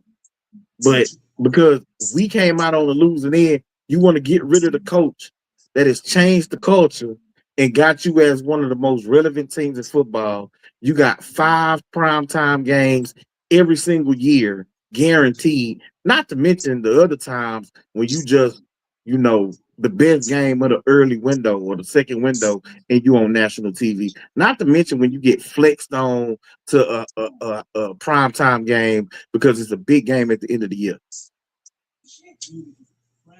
And you want that coach off the team because you ain't won the Super Bowl. Like, how many coaches out there that's going to be able to just walk into the door and be better than Kyle Shanahan? Like whatever good coaches you think in the NFL is better than him, those teams ain't finna let their coaches go. So who in the fuck you gonna get that's better than Kyle Shanahan? It literally makes no sense. Right? So when you look at Green Bay, you got a damn good coach. You've been to like 2 NFC championship games. You've been to the playoffs multiple years. You got a very young quarterback, very young roster. Who y'all gonna get? So if you fire Matt LaFleur and you get Joey Dipshit off the sideline and put him in your team, and your team don't make the playoffs for the next 4 years, and then you looking for a new head coach. Now you looking crazy in the face, like, man, we should have kept Matt LaFleur. We didn't waste it. Jordan Love's prime. We didn't waste it. Michael Parsons' prime. We didn't waste it. All these good players that we had, we didn't waste their time and their prime with a horrible coach because we fired a good coach. I mean, so you think Kyle Shanahan is a good coach? Yes, Kyle Shanahan is an elite coach. Well, I'm not. You know what? I don't even know why I asked that, because you think Matt LaFleur is a good coach. So I should have known that was. I do think Matt LaFleur is a good coach. Yes, I do. Oh my God, King! That's like King. You the type of nigga, like, you can have one lady that's a 10, that one is a 5. You'll say the 5 is a good looking lady. But that's how you sound right now. Well, see, Come look, on, all baby. 5s ain't ugly now. I mean, like 5 is like average. Oh, hell no! She got to be at least a 6.5. A 5 is average. You know what I'm saying? They just like, it's not like I'm gonna say that a 2 is nice looking, but a 10 is just so a 10 is amazing, right? A 10 got the whole package, the complete package. A 5 has a couple of attributes. Oh my God! Right? She may have a very pretty face, but she overweight. She might be super. She might be sexy as hell, but she got a big ass nose. Like, you know, she is like, but she ain't just flat out ugly. Oh my God! King of the Ventura! I can't do it with you, man. I can't stand you, bro. King is something else. I ain't gonna lie to you, King. I would take an average woman over a super hot. She a 10 or better woman, because I feel like an average woman, she gonna be level headed. Let me tell you the truth. I don't give a fuck what people try and tell you, bro. Niggas fuck a whole lot more 5s than they fuck with 10s. Understand that. The average motherfucker don't just got a lifetime full of 10s that they didn't dealt with. It don't work that way. A bunch of these motherfuckers, they got them some 6s and some 7s and some 5s, and niggas didn't even fuck with 4s. They don't want to admit it to you, but they didn't have them some 4s.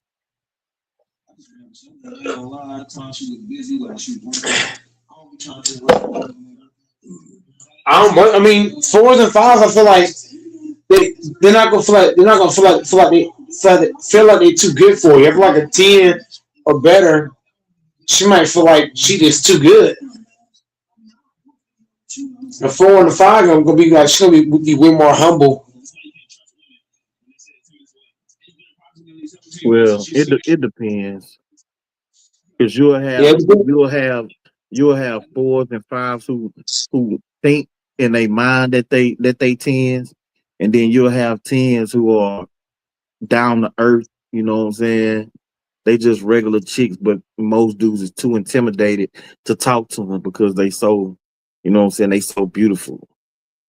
You know what I'm saying? So not all 10s that's called a are weak stuck man. up. Not That's all called a weak 10s man. are stuck up or think that they all that, and not all average bras believe that they average. You know what I'm saying? A lot of motherfuckers, they think that they the shit. Even though she fucking knock knee, goddamn me, got skinny ass legs and fat everywhere else.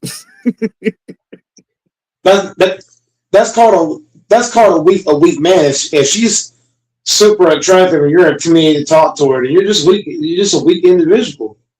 If you But see yeah, something you like, but that go. to be honest, most men are intimidated by beautiful women. Like I'm not. beautiful women will say it. You know what I'm saying? Like they don't get approached that often by men because men is too scared to go and talk to them. They too scared to approach. What they say? Scared money don't make. What they say? Scared money don't make no money. Yes, sir. So if you scared in life, you're gonna lose in a lot of ways. Like if somebody trying to fight you, you get scared.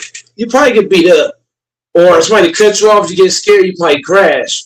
So what I'm saying is, that if a woman's attractive and you like her, you can only get told yes or no. Right now, There's see no that's my shame. era. That's from You my know? era. Like Yeah. for me, my thinking is the worst thing she could say is she ain't interested.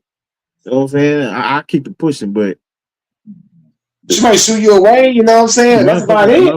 motherfuckers in your era don't even talk to women for real. Like motherfuckers is all on the internet trying to talk to a chick through the internet. Motherfuckers ain't approaching these women today. That's why I say. That's why I say, King. The way that I speak, you would think I was born you would think I was born in your era. But I say that because both my parents passed in '04. My grandparents raised me up, so I feel like my mind comes from my granny, my grandpa. I got the old school mind. If I like something, King, I don't give a damn how bad she look. She can have nice body, nice face, all that. If I like it, I'm definitely gonna try to speak. She might shoot me away, might yes or no, but you never know till you try. And that's all life's about, period. Like it's trying.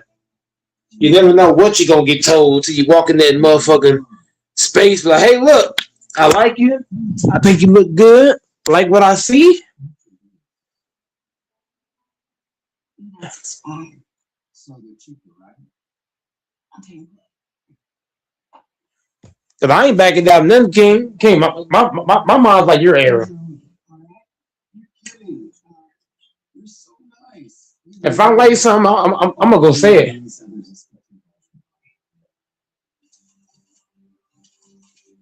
I'll be like, hey, what's up, shorty? No, I ain't coming like that. I'm gonna go speak. I ain't gonna shy away. That's the one thing, King. This is why I say, if me and Jordan face each other, I ain't gonna lie to you. Jordan will have a lot of respect for Goat Mike because I'm just not afraid to speak. Like if I like you, like a woman, man. I can't stand dudes be like, oh, sorry, you look bad over there, but they don't talk to her. I see so many dudes that say they like women, right? Because I got homeboys, right, King? We'll all be talking. They be like, oh, sure, you look good. I'm like, hey, go speak to her. None of them, bro, none of my guys will go speak to her. But guess what I do? I go talk to her. I'm like, hey, what's up? You know what I mean? Now, have I got told a bunch of no's? I've got told a bunch of no's. But I had the balls my friends didn't have. I ain't about to just sit here and talk about how good a woman look and not say nothing to her. I know. That's the problem. A lot of dudes don't like rejection, man. They can't They deal can't with handle it. that. You even see it, these motherfuckers um like they had these, I guess, videos or whatever of somebody trying to speak to a chick and the chick is like, I'm not interested. Then he started calling out a name and all that other type shit. That's It's because life, though. it's because they can't deal with rejection. Henry Lawson to sweep your floors. That is wild, bro. Yeah. What are you doing? That's Henry's job now. Isn't that right, Henry? Oops,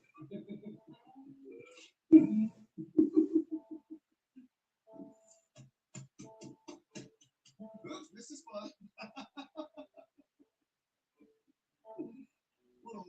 Right, homie. I'm finna go and turn in for the night, fam. All right, big dog. Appreciate you hopping on defending Jordan McLaughlin, man. All right, homie. You know I'm gonna pop back up, man. The way that he's treating you. All right, Getting big ready dog. for the Football's conference coming up. finals. Huh? I said I'm gonna pop back up, getting ready for the conference finals. Oh, tonight gonna be crazy. I wish I was off work to watch it, man. This shit's crazy. Yeah, I ain't gonna be off neither. I'm like, But damn. all right, homie. All right, big dog. Salute to you. Oh, you too, man. Yes, sir. Not a game. Who cares? Let him have his fun. How can you put up with this abuse? Henry, you used to be the titan of the business world. What happened? Well, you see, I was once at the top of my field, but my career was never what mattered most to me.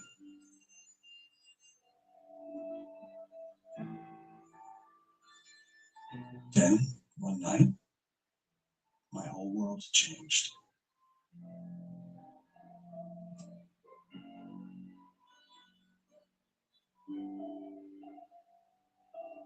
My wife and son were in a car accident on their way home from football practice.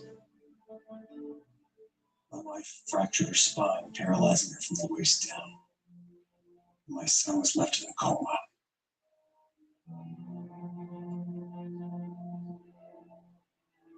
They've been advising me to pull the plug for the past 6 years. But I told them I would never give up on my boy. Not ever. After the accident, I left my CEO position to care for my wife. A year after that, our insurance ran out. I was paying for my son's medical bills out of pocket. 5 years of that ate up all our savings, which is why I really need this job. No matter how awful Eric is, I can't afford to keep our son alive without it. I'm so sorry. I wish I had known what you were going through. Bus is running late. If I start walking now, I can make it to the hospital before visiting hours are over. Thanks for listening, Maria. See you tomorrow. No matter what I have to endure, I'm never giving up on you, Brian.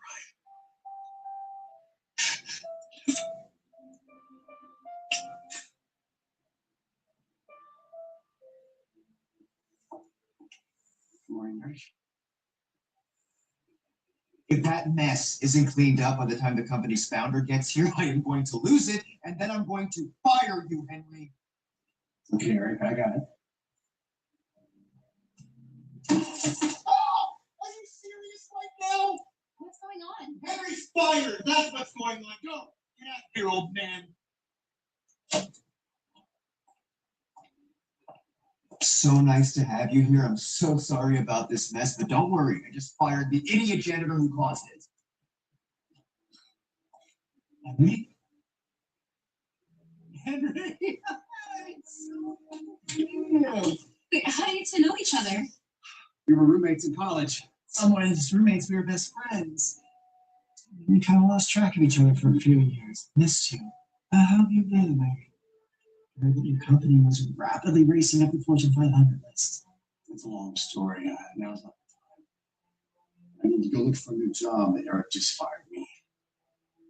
I had to. He was being incompetent. Look for yourself. Look, that is not the real reason, sir. Eric has been harassing Henry since he hired him. Why would I do that?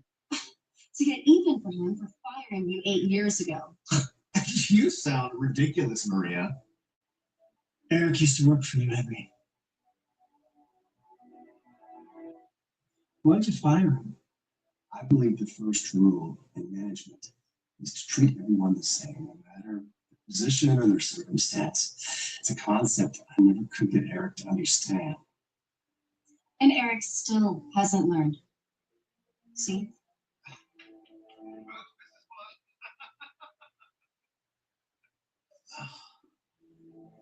All right, I've seen enough. That video is taken out of context. Context? There is no context for treating someone like this. You can go, Eric. You're fired. What? You can't fire me. I'm the only one who knows how to run this branch. You know that. That's not true. Henry can do it. And he can do it better than you. Come on. Fine.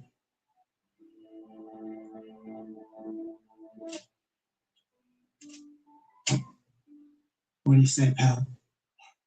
You want to work together again? It's a six-figure salary job, and it's got great healthcare benefits. I'd love to. This is great. This is probably my wife. It is. I need to take shares. Oh, honey, I'll never believe.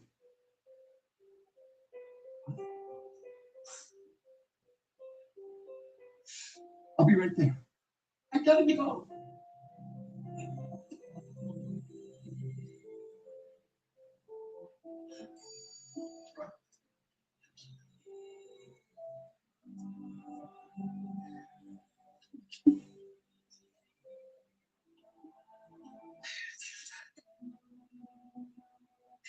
Those years to me. You never gave up on me.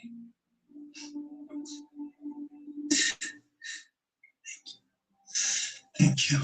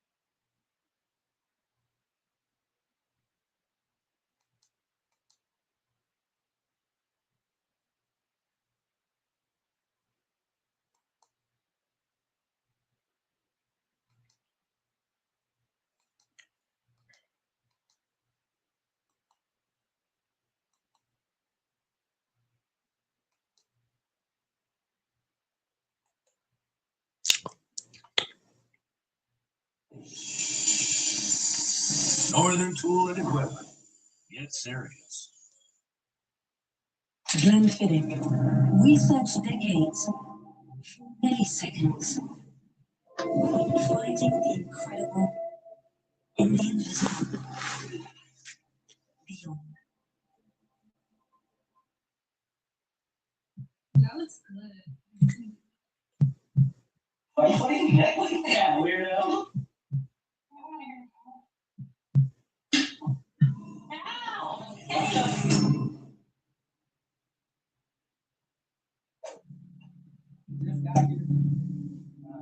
Yeah, how much do y'all get in? So we're waiting on her. Hopefully they don't lock her up.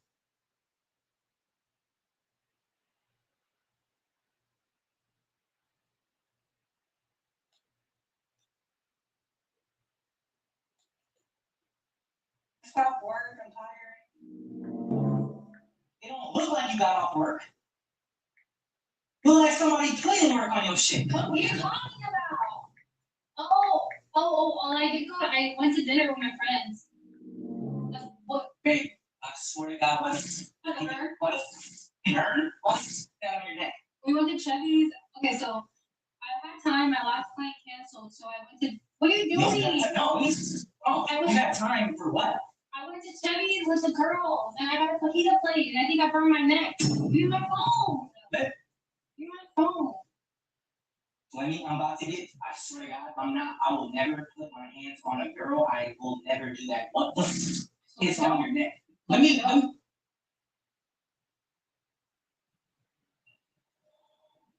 down. It's just a burn. I had fajitas. You know how it's a hot plate, it's like a hot ass stone. Why the fuck are you playing? I'm not playing. I'm not playing either. I had a fajita plate. I was hungry, so I got a fajita plate. And you know how it's a hot stone. I probably burned my neck when I was like, wait, my food. You told me you went. You had an extra client. So did you go get food, or did you have an extra client, or did you get? What is that? No. You can't let me suck on your food. They respect me like that. I had Chevy's with the girls, and I got a fajita plate. And Bro, probably I'm sweating right now because what fucking is on your neck? You a fan?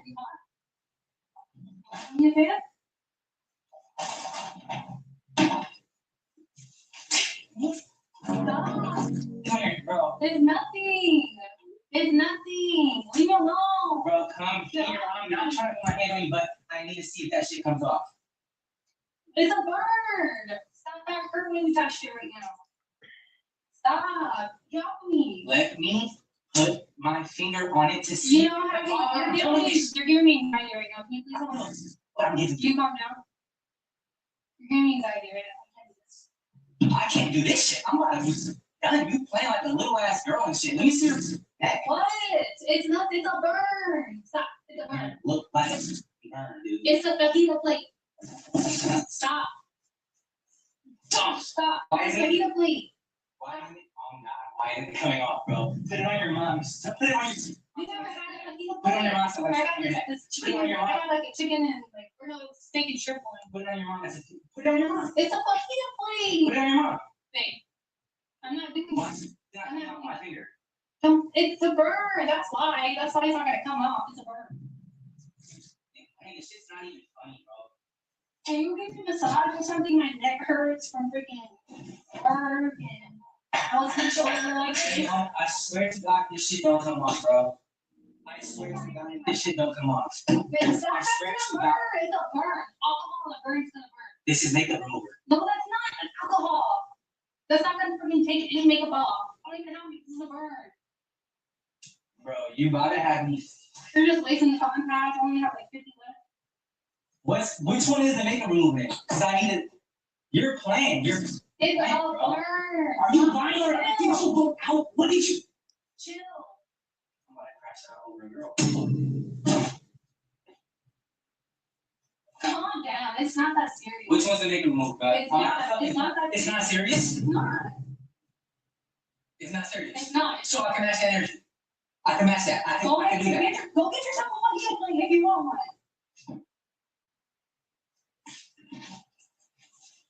You're moving around and shit like a dumb. Like you look dumb as shit right now, bro. Why this shit out, bro?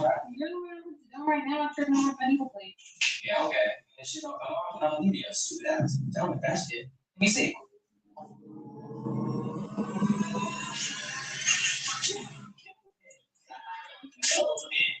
I knew it.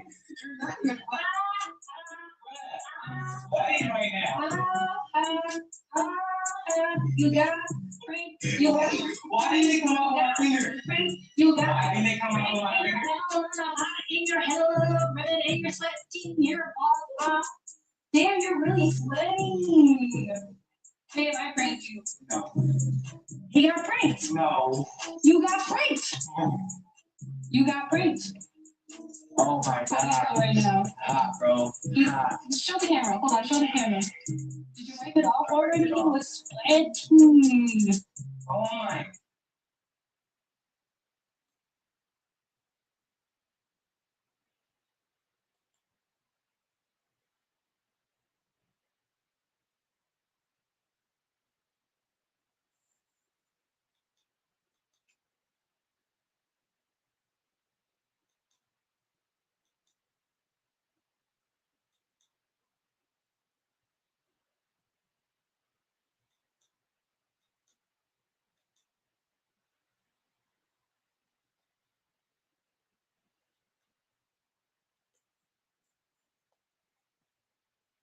Corona Sabro, zesty citrus, orangey lime, juicy Corona.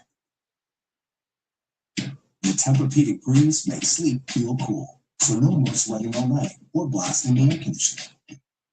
I need y'all to make this shit look like we're going to the strip club. Do we just cut like? No, you're not going to stop. Stop.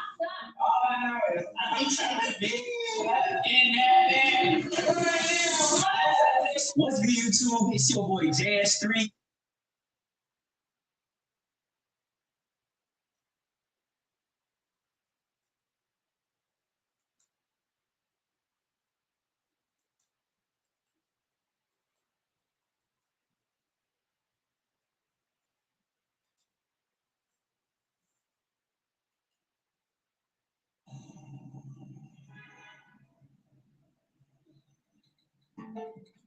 Who over there texting?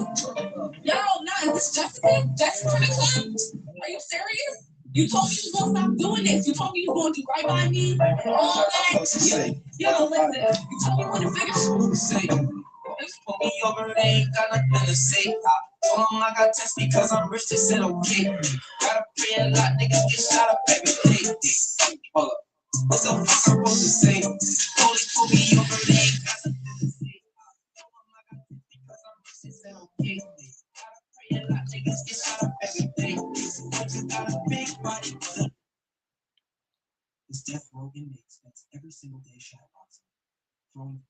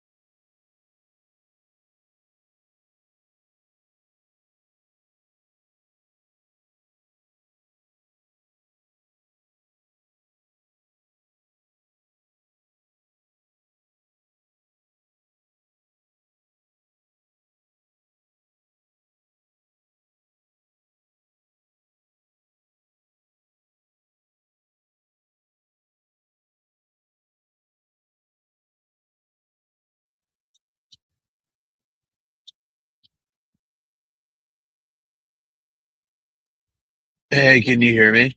Is my mic working? I don't know if my mic works.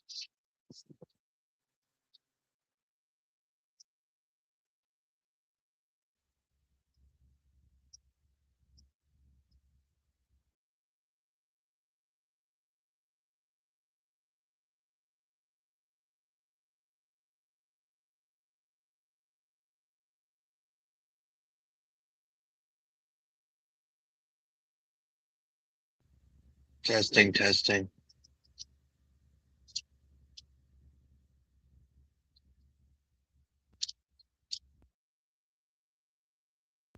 All right, I think it's working.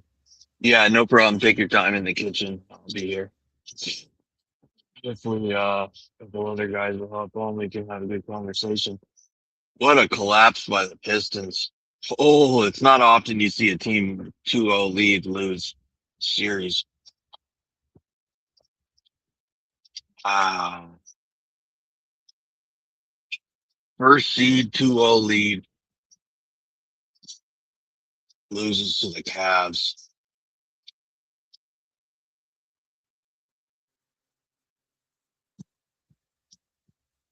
Interesting.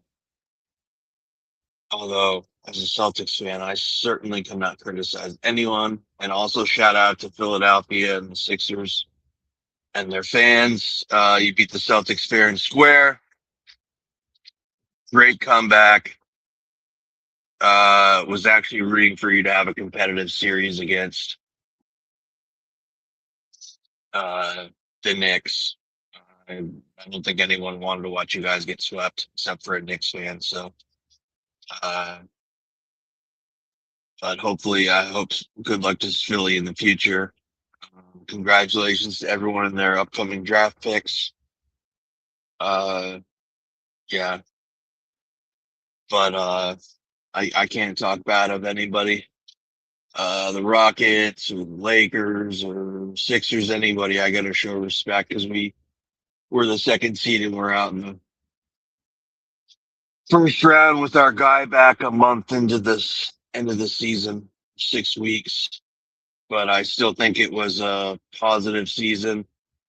And we have some big things to work on in the off season with a center who can get boards and who can score. Um, and we need a real point guard. We need a real point guard. The Celtics need a real point guard.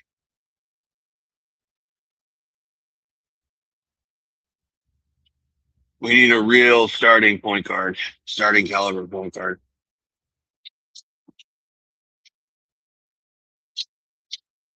That's been a problem for us for a long time. Excuse me. So we got in my opinion, we got a center problem and a point guard problem. And all these trade rumors about if we get Giannis, I don't think Giannis for Jalen Brown and other stuff. I don't think that's the solution. I like Jalen Brown. I really like what he's done for us and Boston and the community. I like, excuse me, I think Jalen Brown, fantastic player, leader, great guy. You know, great two-way wing. Um, I like our wings. I like our two-way wings. You know, I like our two-way players. I like our wings.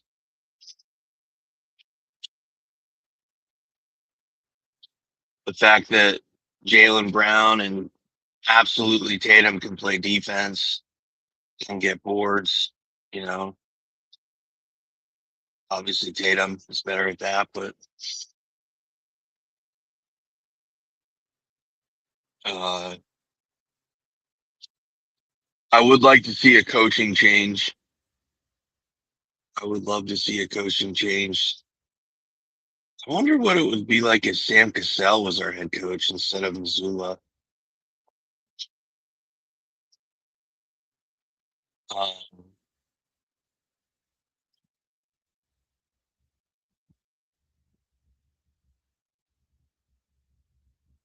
Makes me wonder how many championships we'd have if we hadn't gotten rid of Ime Udoka. But I'm sure King and Rockets fans are like, he's ours. Don't even think about that. So um, it's always weird when they fire a coach over sexual allegations, like of like affairs and stuff, because it's like, well, I mean, yeah, it wasn't great, but what is that? I don't understand why that's a fireable offense. Um,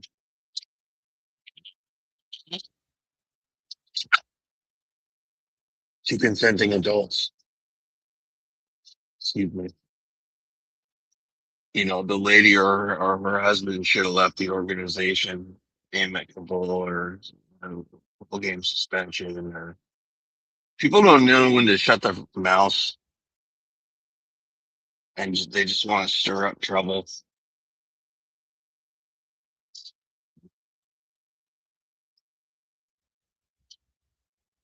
Apparently, there's a bunch of stuff going on with Mike Vrabel, the Patriots head coach. I guess that's old news. I guess that's a few weeks old. I had just heard about it a day or two ago by somebody on here.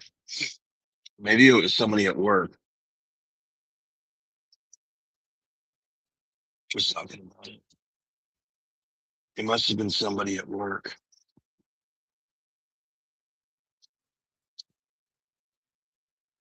I think it was somebody at work.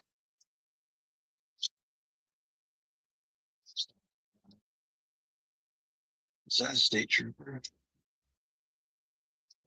Ah, why am I going to work at this time? I'm sick. 4:30 start time.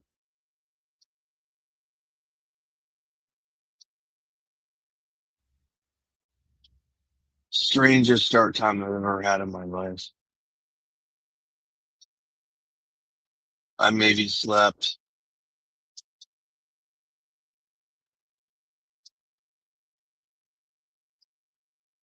2 hours.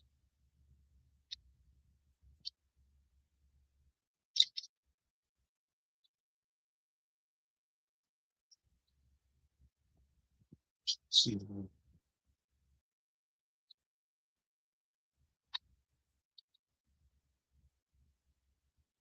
hopefully somebody else hops on here. Fanbo of Canadian, Texas, infamous Alfonso, although it's too late or you guys are up to something else. But Yeah, man, it's been dead for a few days now. I'm sorry. Yeah, probably like four, 4 days, 4 days in a row. It's been dead. I reckon it'll get pretty good here. We got the Spurs and the Thunder. To me, is the playoff game of the best game of the last couple of years. Shit. I mean, you can obviously I'm a casual sports fan and basketball fan. I didn't play it in school for varsity or JV, but um, I think it's a cool sport, and I like learning about it, and I think it's going to be fantastic watching those two teams face off. I think anything's possible. I think the Thunder have a slight edge, but I think anything's possible, and I think anyone that says otherwise is full of shit. I think the Thunder have a fantastic, or the Spurs have a fantastic chance. And so do the Thunder. Um, both teams, I think, are pretty damn close to healthy. The Thunder did get a lot of fucking time off.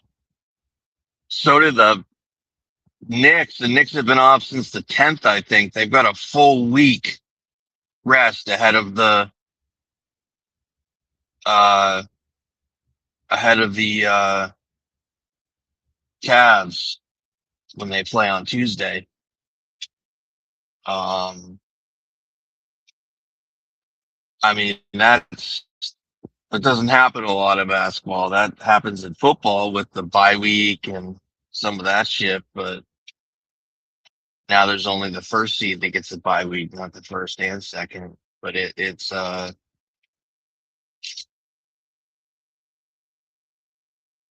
which is actually kind of fucked up for the second seed. They don't do that, but because of how they do the playoffs now with the wild cards, that's how it is. I think there's an extra wild card now, each conference.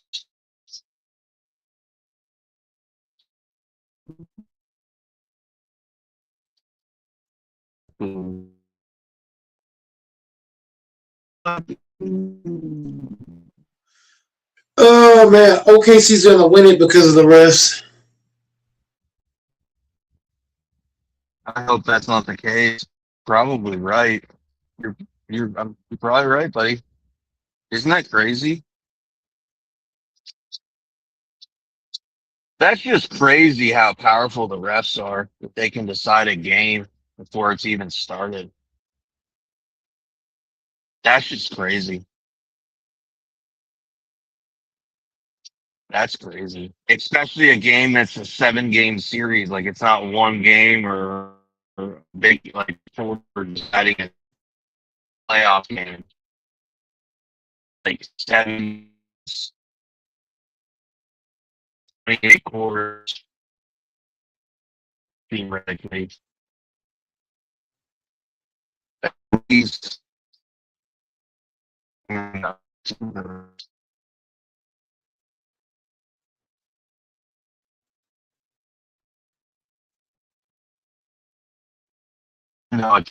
least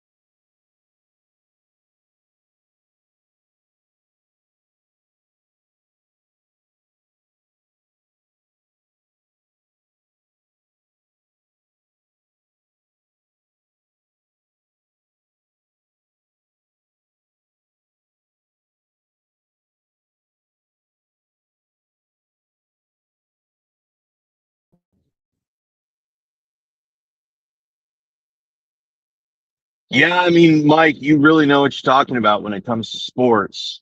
And you really know what you're talking about when you come to some of these refs and whistles. And I think you called it right with SGA. And I've heard ever since you mentioned it, you've been mentioning it for a while consistently. But now when I look at posts and comments, a lot of people have started saying that we're one of the first.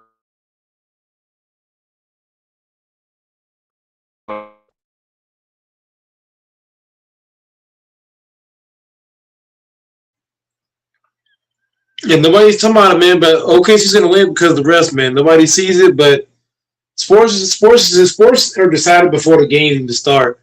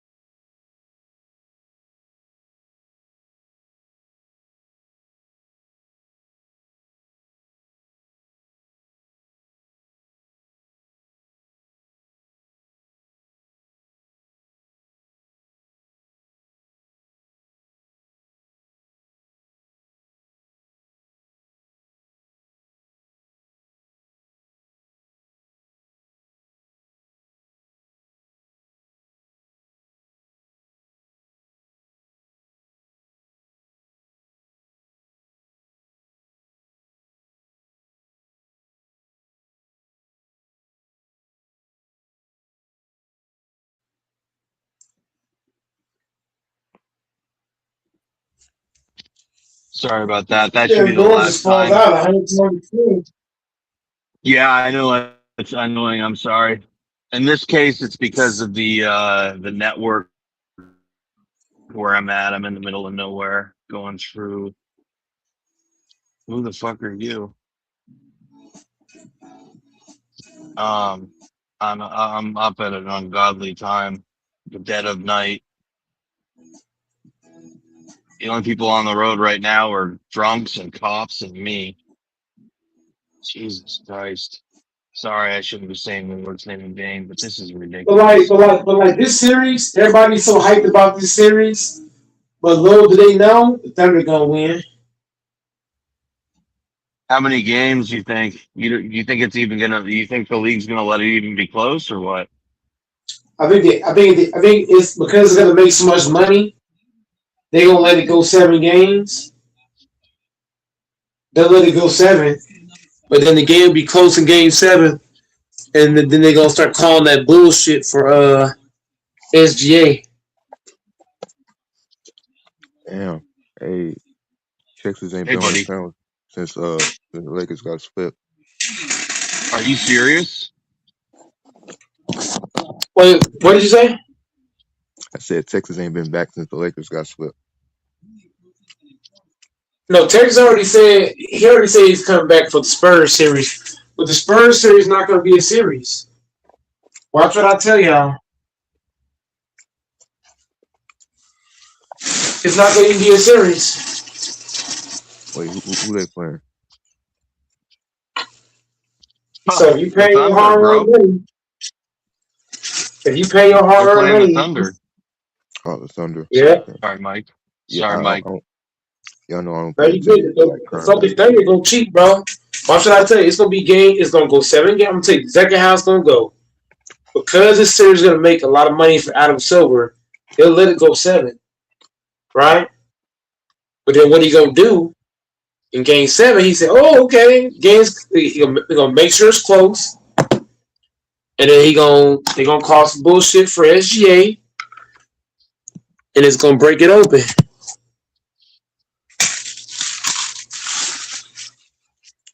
I'll be back in 2 minutes, y'all. 2 minutes That's tops. crazy. Yeah. Okay. I'm gonna hold him to that 2 minutes. It's just crazy, man. How I didn't see the Lakers getting swept by the Thunder. I thought that was gonna be a competitive series.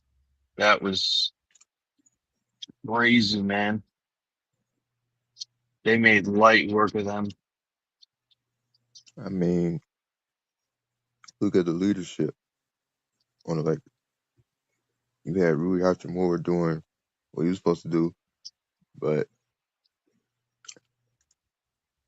where your alpha at though?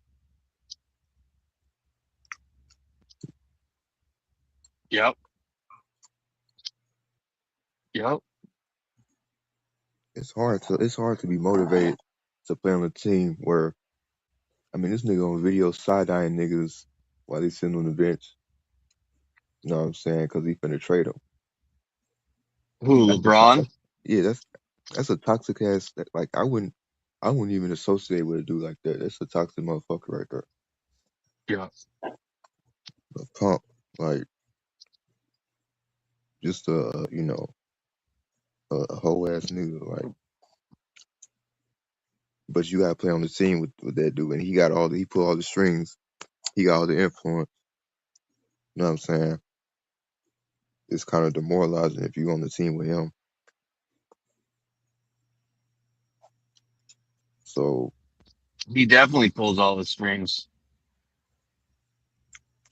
He definitely pulls. I mean, that guy has a lot of power.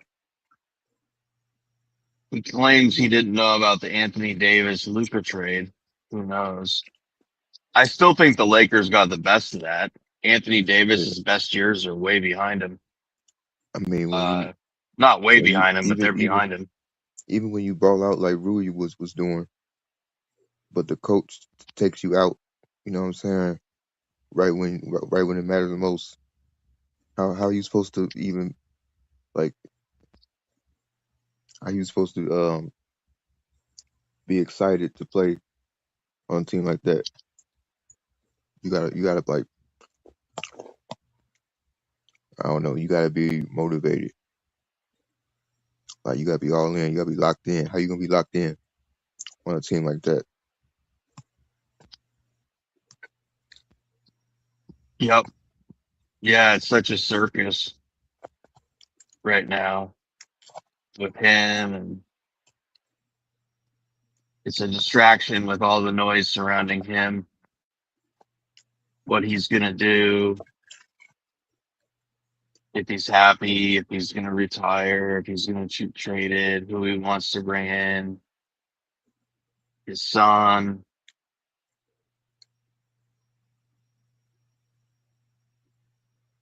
The fact that Luca was out for as long as he was, I think that's pivotal as well. I mean, the guy was out Yeah, it's true. the whole playoffs. Okay, my fault, guys. I'm back in the motherfucking building. The motherfucking GOAT himself. I'm tougher than Michael Jordan. You can't be Jordan having your Agree with star that player shit. out for the whole playoffs, DJ. They at least they took the first series. I mean, the guy had a long time. I don't know exactly, shit happens. But wasn't it a hamstring strain? No, his injury. No, Luka's hamstring was worse than what people saying because he hurt his hamstring earlier in the season, but he kept playing. So Doris, what am I telling you? When you have an injury, right, and you don't take a break, you keep going, you know what happens?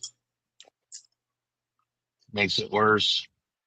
And exactly, it's kind of like if you go to work sick and you keep working, you got a great chance to get more sick.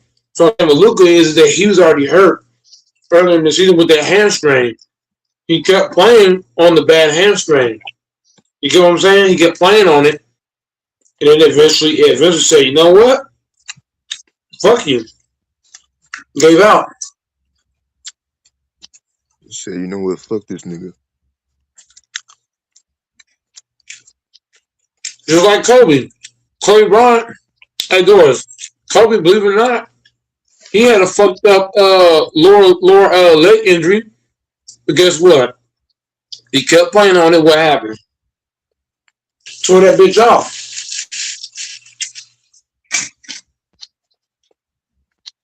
Tore his whole fucking Achilles out.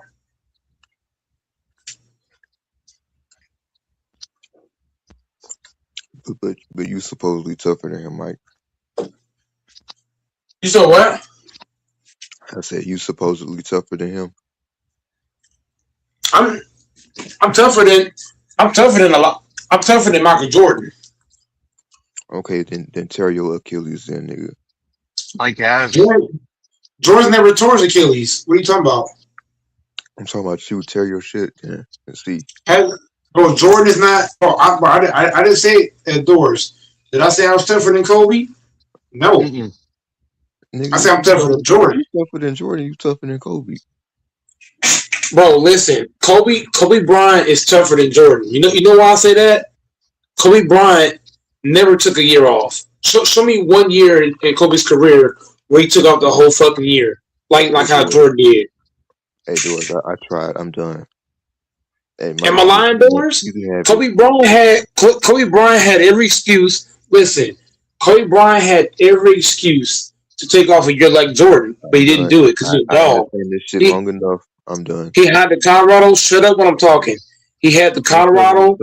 Bro, shut up when I'm talking, please. Once again, Kobe Bryant, bro, you're not going to overtalk me. Once again, Kobe Bryant had the Colorado case going on. He had a lot of shit going on behind the scenes. He was getting into it with Shaq. He was getting into it with Phil Jackson. He was getting into it with teammates, all kind of shit. He could have just said, you know what?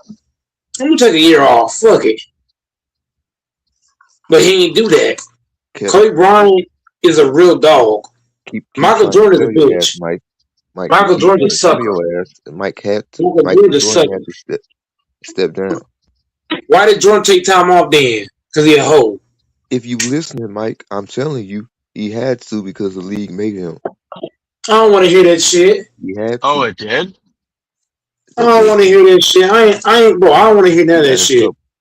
I don't want to hear none of that shit. If you a Whether you dog, want nigga, to you a hear it dog.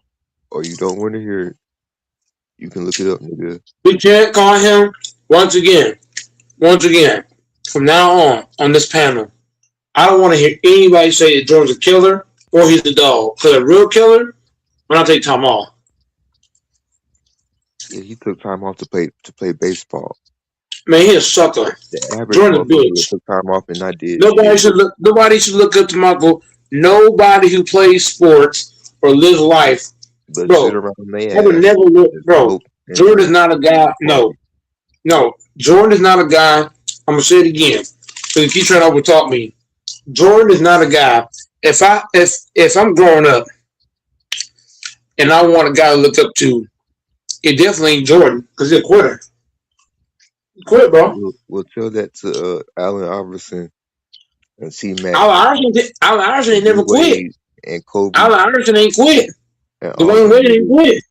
that came up watching Jordan, nigga. Tell that to Bro, them. Dwayne Wade, how many years, I'm going to ask you again. How many years did Dwayne Wade take off? None.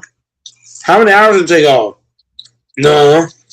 But they look up to Jordan. No, tell that to LeBron. I'm going to say it again.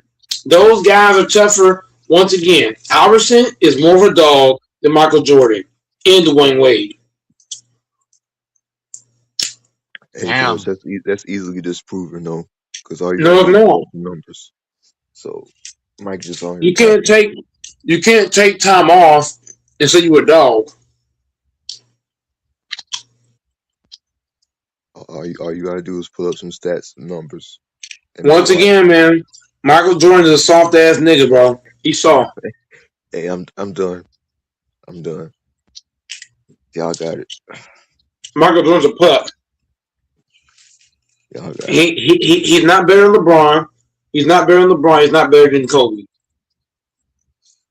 He ain't better than Dwayne Wade. He's not better than Dwayne Wade. He's not better than Tim Duncan. But He's he not got better than 5 more. Allen But Iverson. he don't know he got 5 more rings than D Wade. Or am I tripping?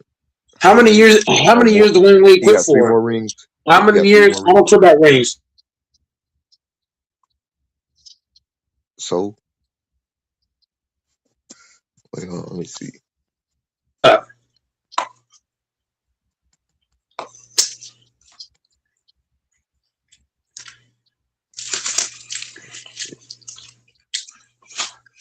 Yeah, so Michael Jordan has 3 more rings than D Wade.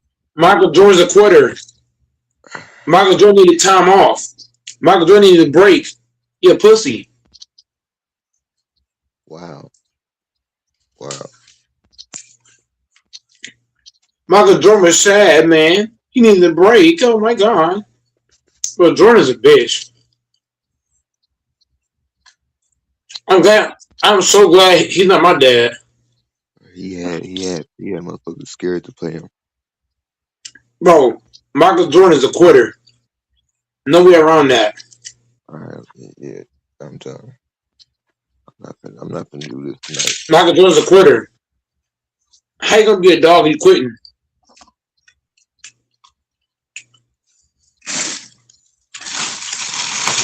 Where LaFonso at when you need him? Earl Spence more of a dog. Earl Spence more of a dog than that pussy ass nigga. Earl Spence put his life on the line. When you watch that fight against Crawford, he put his life on the damn line. The damn ref had to stop the fight. Fuck you talking about? That's a real dog. Especially what a real dog is. Go back and watch the tape. Spence against Crawford. Spence a dog, man. Anybody else in this situation, they would have tapped out. Anybody else. Stop it. That nigga MJ a pussy. Pussy boy. He needed to break the cause. He needed to break the cry. To cry. Yeah, he cried after he won his first chip. But once again, them After he rings don't mean grind and shit. When, grind when and you grind and quitting, grind, those rings have been more impressive. and then I'm gonna say it won again. his I'm first gonna say it championship, again. then he cried. Once again, stop talking when I'm talking. Once again, I ain't worried about those none of that, rings have nigga. been, bro. MJ's rings are not bro. MJ's first 3 rings are impressive. His second 3 are not impressive. The reason why his second 3 are not impressive because he had to take time off to do it. So I'm taking Magic's rings over his. Isaiah Thomas, Bird, Duncan, Wade, Bron, Kobe. I'm just saying, bro. The second 3 peat was ass. You need time off to do that shit. Time off ain't have nothing to do with it.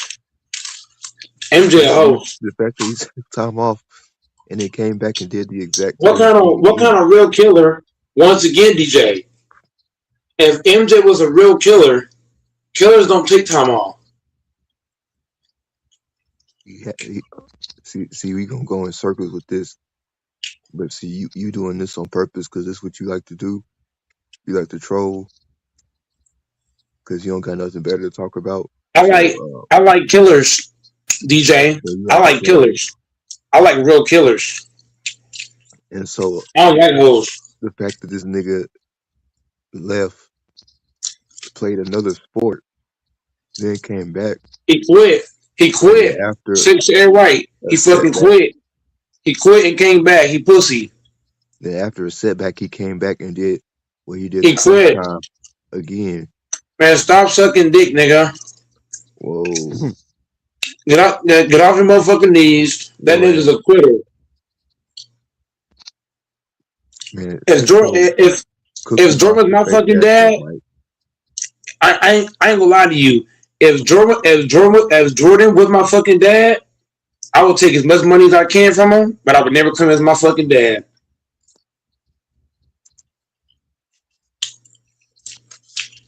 I use his ass as an ATM.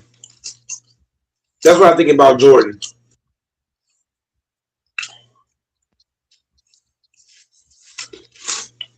Yeah, hold my. What you need time out for?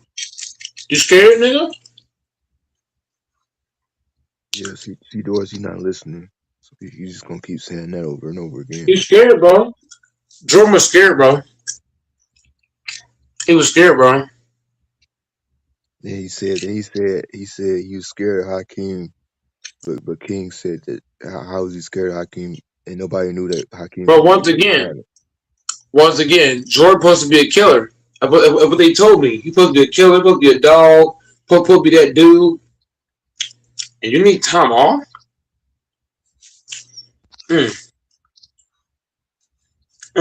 How come Earl Spence, who's a smaller guy, got more dog than him? Spence put his life on the line. Literally on the damn line. But this nigga like Jordan gonna be a fucking hoe. I'm just saying. Jordan made basketball look weak. You did, bro.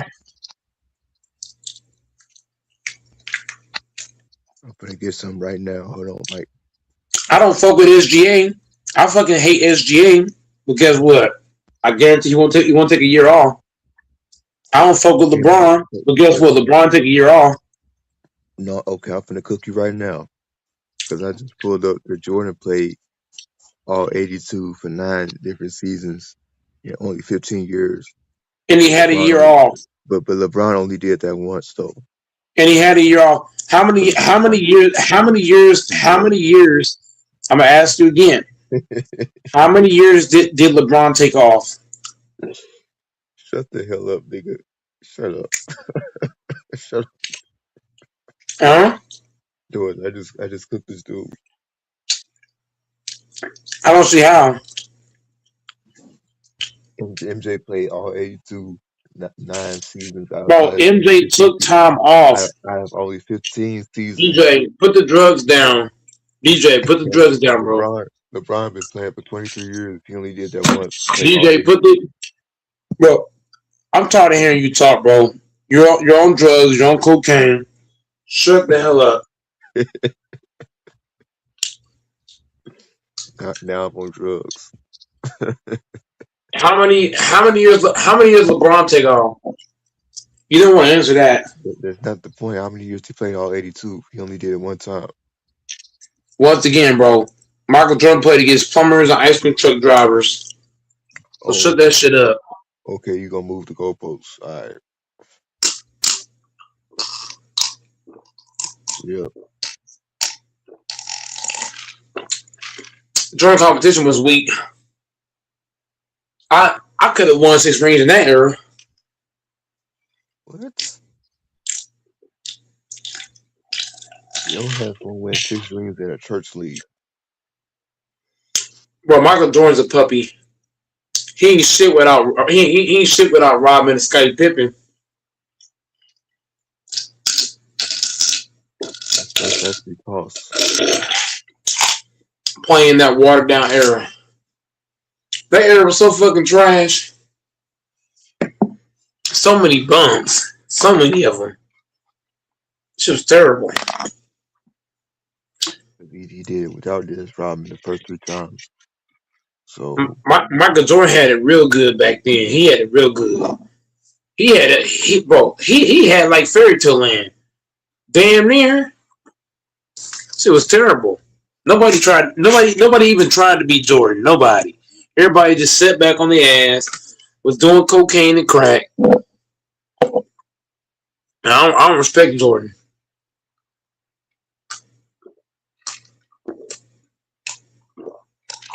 LeBron James I go to Chicago and say the same thing. On my mama. He got rescued by Ray Allen, and he got rescued by Kyrie. Michael Jordan got rescued by fucking Steve Kerr and Tony Kukoc. Fuck out of here. Michael Jordan got rescued by Dennis Rodman. He got rescued by fucking Scottie Pippen. Should I keep going? But he ain't never got swept. Michael Jordan got all his rings with one fucking coach. And the coach got rings without him too. Shut up. How many times he got swept? I understand you want to suck Jordan's dick. I understand. Nah. You get it during that got 3,000. I understand. Nah, you capping.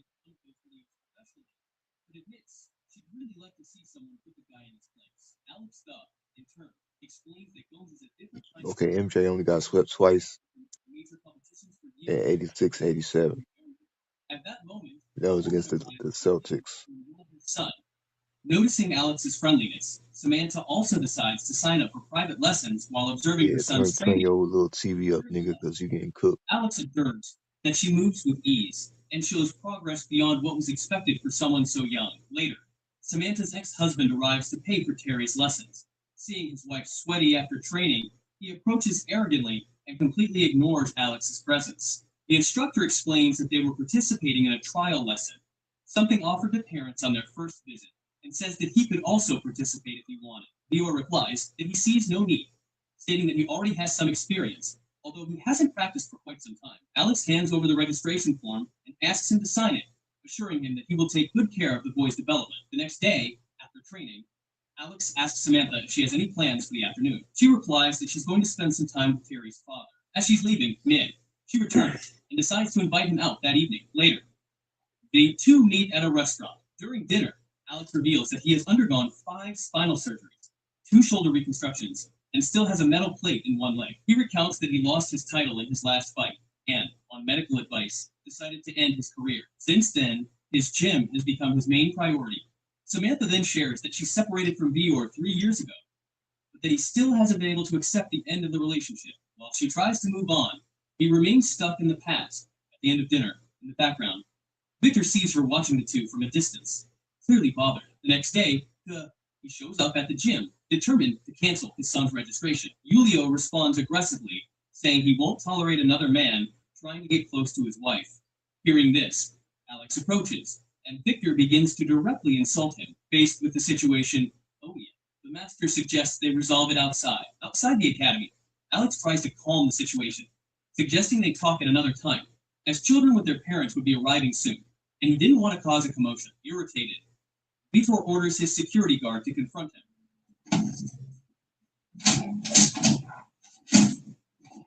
Even so, Alex easily neutralizes the man. The security guard insists and gets up to continue, but is knocked down again.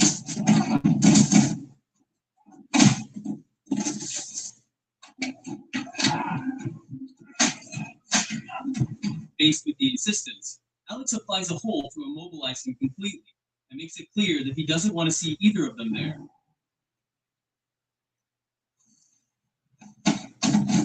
That night, Samantha appears at Alex's house, visibly shaken. She explains that she is desperate because of Butter's attitude, which doesn't allow her to move on with her own life. Alex suggests she request a restraining order, but she reveals that she already has one, and he ignores her. She admits she's afraid to report him for fear of what he might do. In her despair, she hugs Lex, and the two end up getting involved. The next morning, while having coffee, Alex decides to share something he's never told anyone. He reveals that a week before his last fight, doctors informed him that he had become sterile due to the surgeries. Even so, he decided to fight, but his mind wasn't in the right place. He wasn't defeated by a direct hit. He simply let his opponent finish him off. Days later, he decided to end his relationship. Although she accepted his condition, he felt it wasn't fair, since she was younger and still had a desire to be a mother. The beginning was difficult, but over time she managed to move on. Sometime later, Kichu, two new students arrive at the gym, both over 30 years old. One of them mentions that he hasn't trained since childhood, but something catches Alex's attention. Their movements don't seem like those of beginners. To avoid problems, he makes it clear that there are beginner students present and that he will not allow direct hits during training. Even with the warning law, the two end up injuring some students. Keeping his composure, Alex approaches and asks them to leave, explaining that their behavior is not in keeping with the spirit of martial arts. He apologizes, but then questions whether what is taught there truly corresponds to a military-level martial art. Noticing the man's aggressive posture, Alex insists they leave. However, as they are leaving, the other man attacks him by surprise.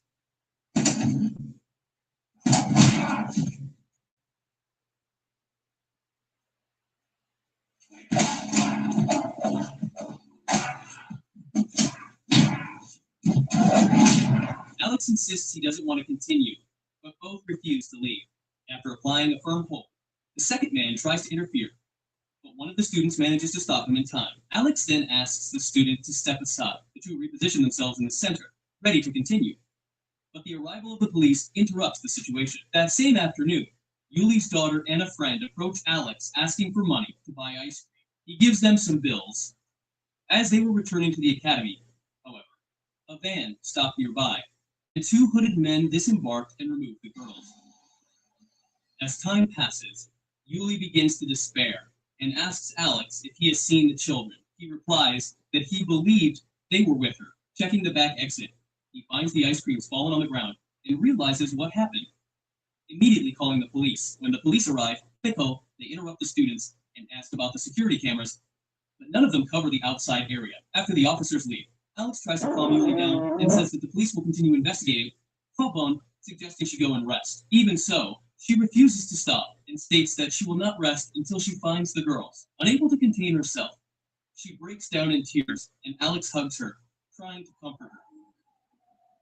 A week passes without any news about the girls' whereabouts. Yuli thanks Alex for all his efforts, since he went directly to the police station in search of information. She also says that she tried to talk to her husband to tell him what happened, but couldn't. He is in training with the Navy, isolated and without access to a phone. At any moment, he could return, and she still doesn't know how to break this difficult news to him. A week has passed since their disappearance, and Lee mentions reading online that in many cases, kidnapped children don't survive the first few hours, while in others, they only last a few days. Alex tries to interrupt these thoughts, asking her not to dwell on them, and confidently stating that he will find them.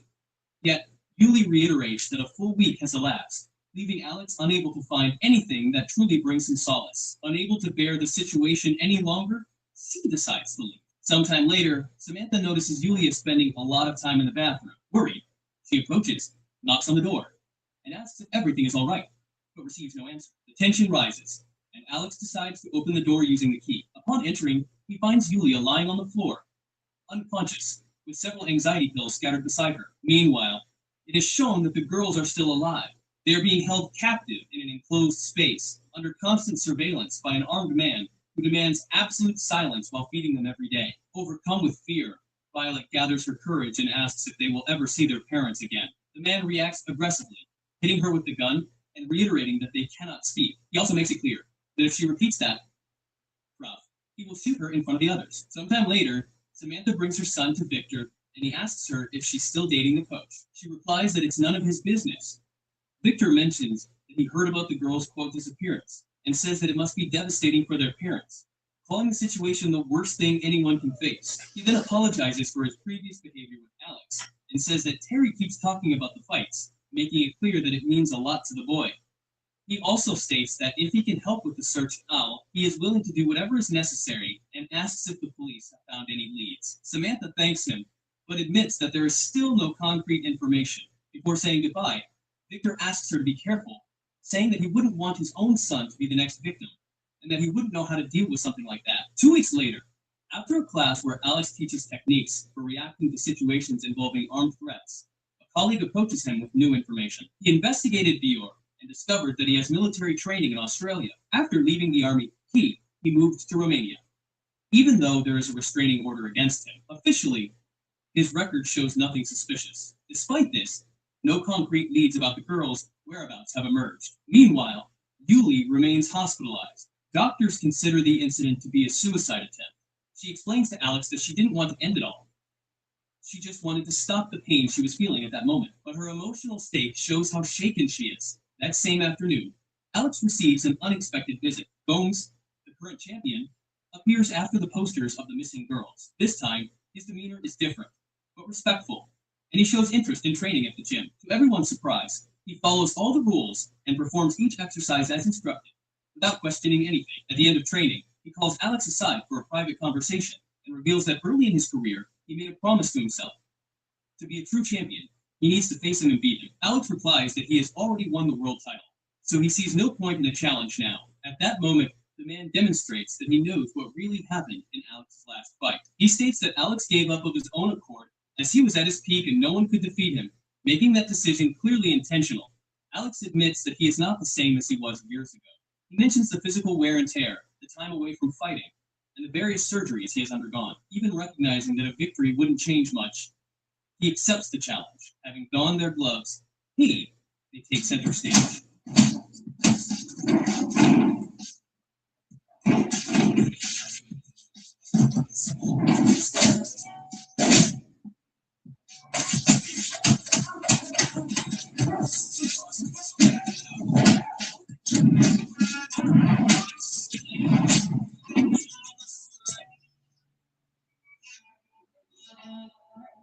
The following morning, Samantha waits for Vior to deliver Terry. She tries to contact him several times, but receives no response. As she had a meeting with Alex, she sent a message warning that she might be late because of this. More than an hour passes without a reply.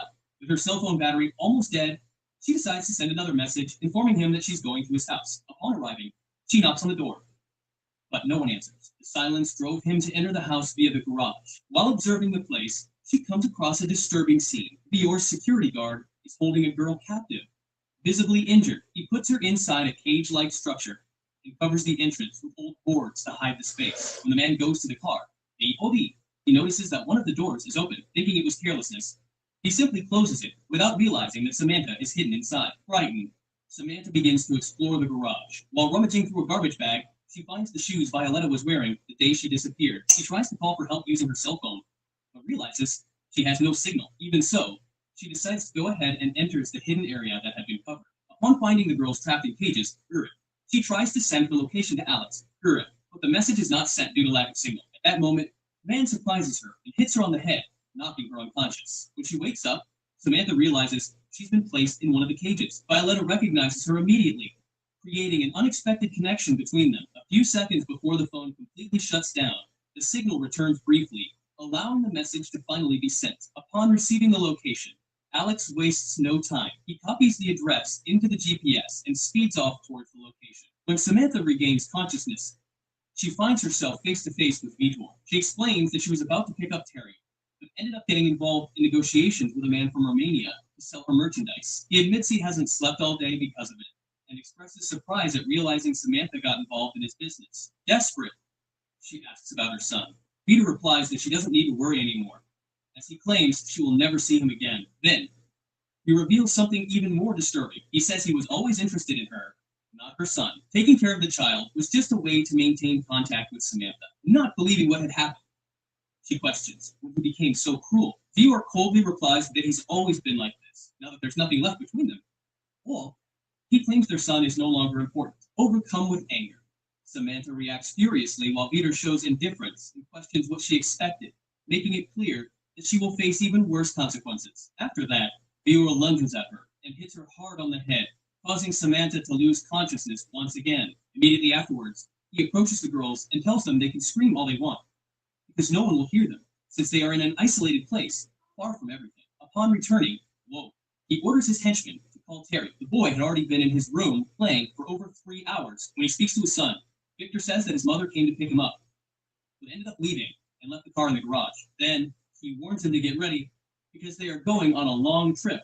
As Alex arrives at the address, he sees Victor leaving with Terry in Samantha's car. Instead of acting discreetly, he goes to the door and starts calling her name loudly. Luckily, the man guarding the place was listening to music with headphones at maximum volume. Hearing Alex's voice out, the girls start banging on the bars in desperation. Alex notices the sounds but still can't identify where they're coming from.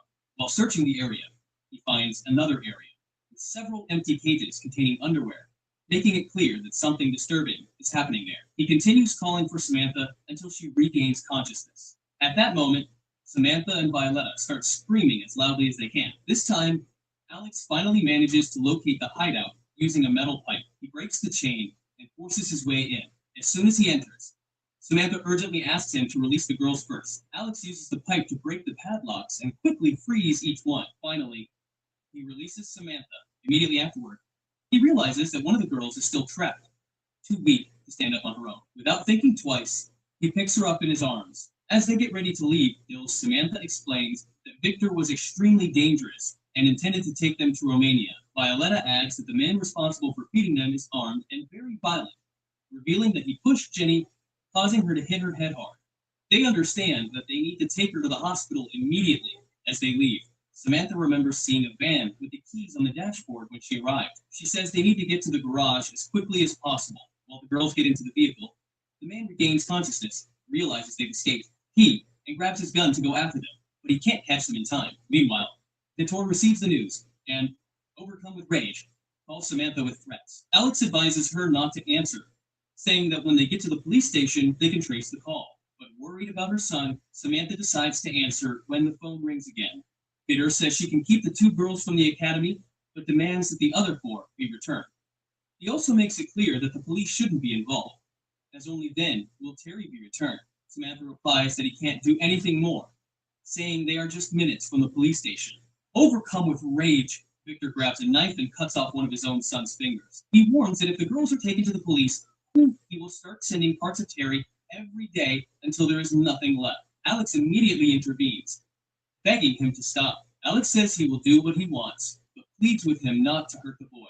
They agree to meet at the academy, and Victor makes it clear that if he notices any police presence or anything outside of the agreement, he will make Terry suffer until the end. When they arrive at the location, Alex realizes that Jenny is no longer reacting. He checks her pulse and discovers that she did not survive.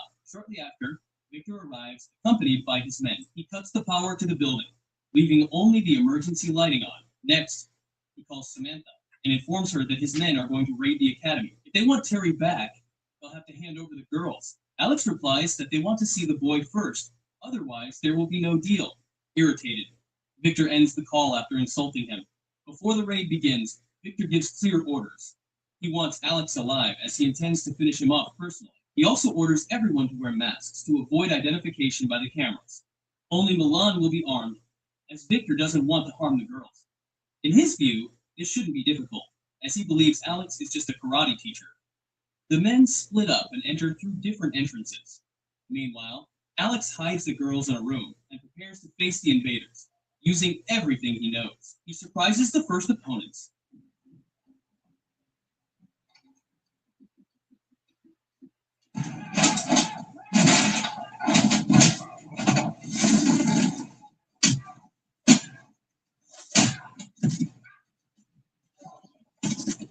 After neutralizing this group, he notices two others entering from the upper floor. As he climbs the stairs, one of them tries to attack him with a knife, but Alex manages to dodge and counterattack with precision. Proceeding silently, he surprises Milan, who tries to maintain control of the weapon during the fight. During the struggle, a shot is fired, alerting the other man. Taking advantage of the moment, Alex disarms his opponent and launches a forceful attack, delivering several knee strikes to the head until he is incapacitated. Hearing Samantha's screams, he runs back. He holds the door and asks one of the men to enter, but ends up being attacked from behind and almost strangled. Alex reacts quickly, hitting the attacker's leg with the doorknob and managing to break free.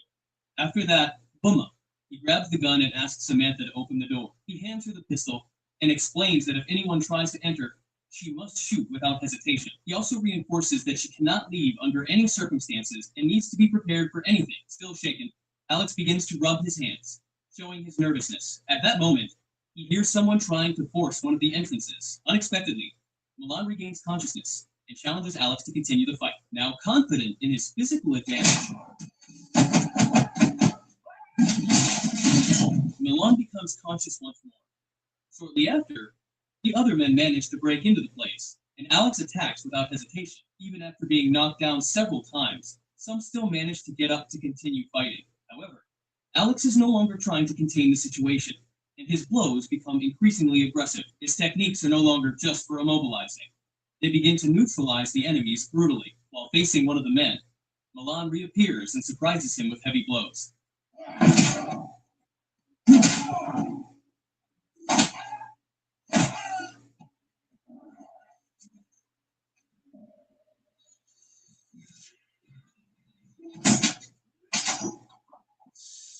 But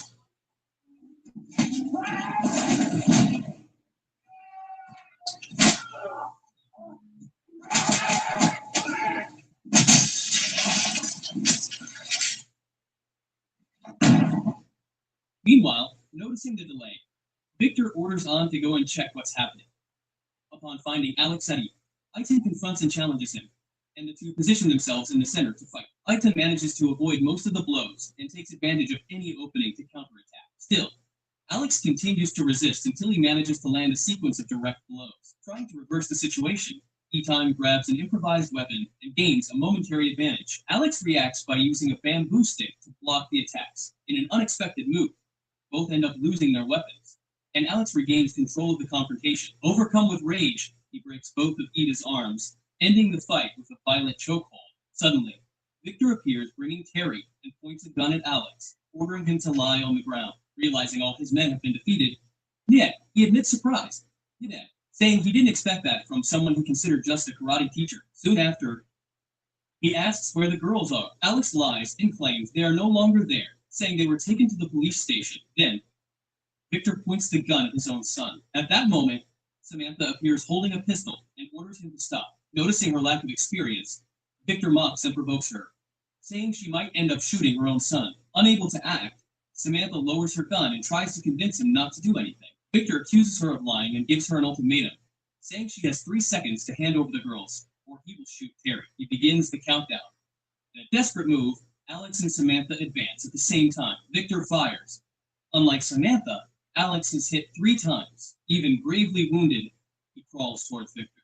The villain orders him to look into his eyes before he dies, and claims that all of this happened because of him, saying that none of this would have happened if he hadn't gotten involved. Still, gathering his last effort, Alex manages to disarm him. The two engage in a struggle for control of the weapon. Alex rips off Victor's mask and turns the weapon against him, causing Victor to end up shooting himself.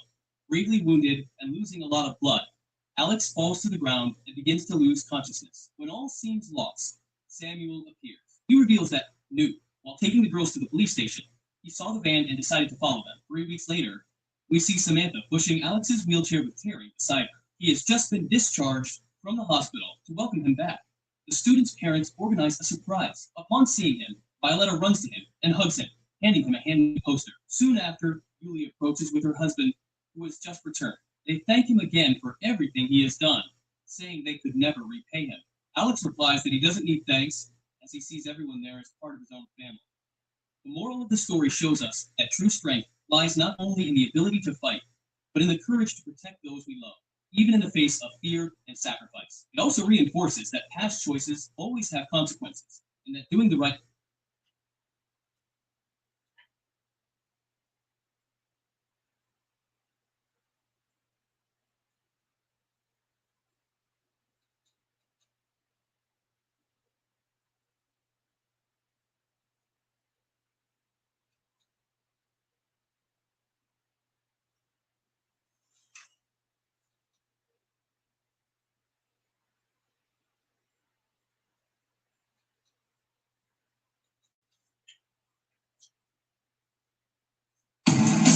This is the 2026 Nissan Rogue. It's the most powerful Rogue ever. Nissan, #1 in new vehicle quality.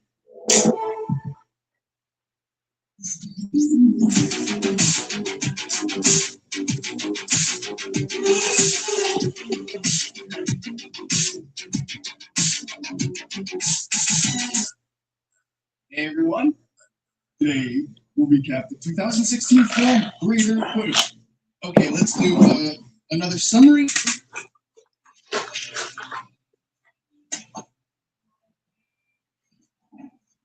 The story begins in Harrison, Arkansas. In 1989, a boy named Brandon is baptized, and his mother is proud of the moment. Soon after, Brandon mentions that other people call him fat.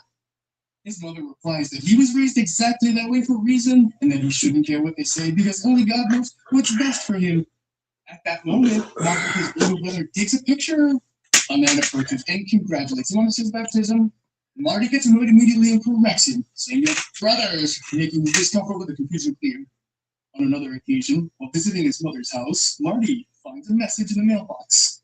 He expresses frustration with Brandon, saying that he does nothing but sit on the couch, watching TV and eating. Even hearing this, Marty continues eating snacks and reacts with a provocative smile. While watching an American football game on television, Brandon declares that he wants to be like those players. He states that he will play for the University of Arkansas. His mother once again supports his decision without hesitation. At school, Brandon joins the football team. Before a game, during the motivational speech, the coach asks who wants to play in the NFL. Everyone raises their hand, and Brandon shows excitement, reacting with even more enthusiasm. When the game begins, Brandon sits on the bench. The coach comments in a low voice that millions of children believe they will become professionals. During the game, a starting player gets injured, and Brandon is called to enter the field. From the stands, his mother and Martin watch attentively.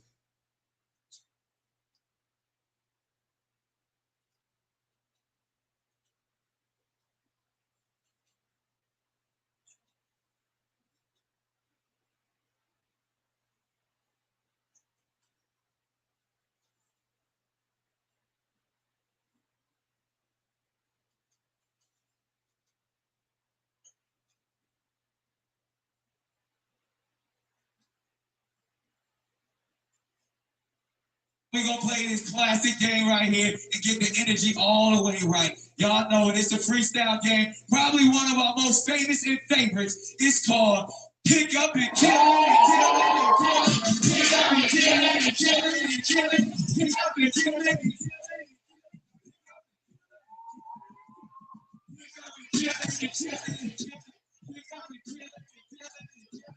The topic is the 90s. So bold in the 90s, man, you were already old. All that was crazy, you rappers lazy. The name of your game hadn't heard of you since you did soul playing. The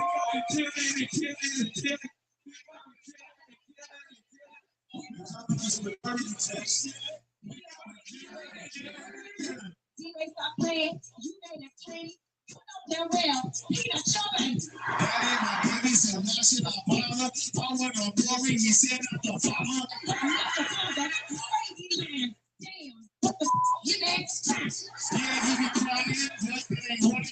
I may be light skinned, but that may be white.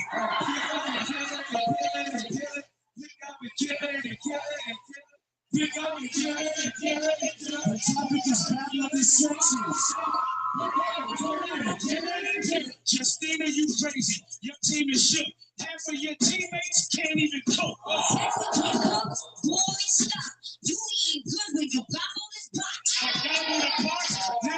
crazy. Y'all good for 2 days. Complaining and babies. Complaining and babies? You hate it. We just get babies. You go create it. We just don't want them when they come from you.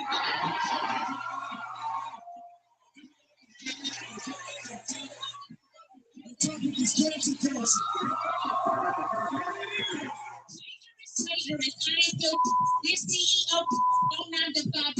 I'm talking about that you're getting in trouble when we about to fuck up these motherfuckers. What you still here? Yeah, we still here, ain't going nowhere. So why not put the hand in we gonna keep what we do. We gonna keep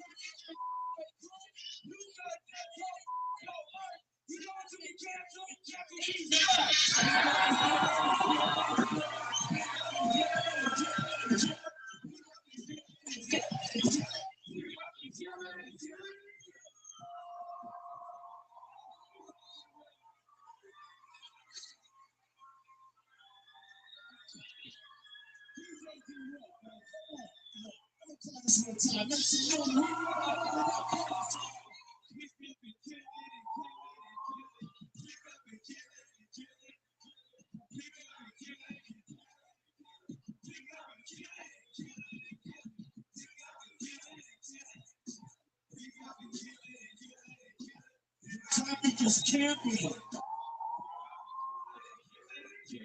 Deep in the woods, you know I'm on the lookout. We don't do camping, but I do a cookout. I love cookout. That sounds fun for sure. When your wife was with me, she wanted some more. Wanted some more. You must be tripping. Keep talking like that, you gonna get the ass kicking. Oh, now chicken, is that what you meant? Sex with your wife, I can't be because it's intense. That is intense.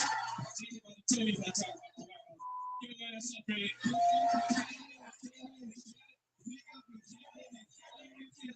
Topic is camping.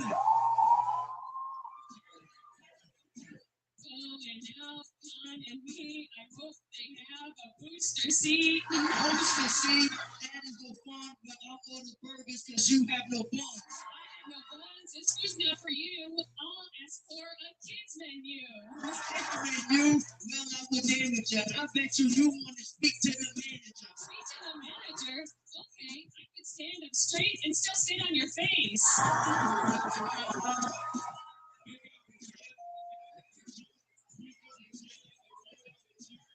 Topic is stimulus check. The stimulus check, so it's gonna wait down. The government gonna send out the next round. Tell them I need plenty. As soon as I get mine, I'm gonna buy some Henny. You gonna buy some Henny? Well, it's cold. You know about the scam on the PPP loan. The PPP loan, that's crazy as hell. Look to the stimulus on the PPA. Rip out of PPA. That's so crazy. See, she hit me old lady. She hit me old lady. Oh damn! I'm gonna test my stimulus check try to find some light, man.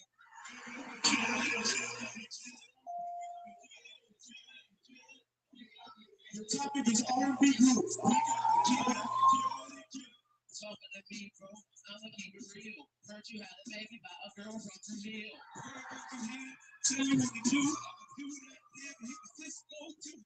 Cisco too. Okay. Got me listening to it yesterday.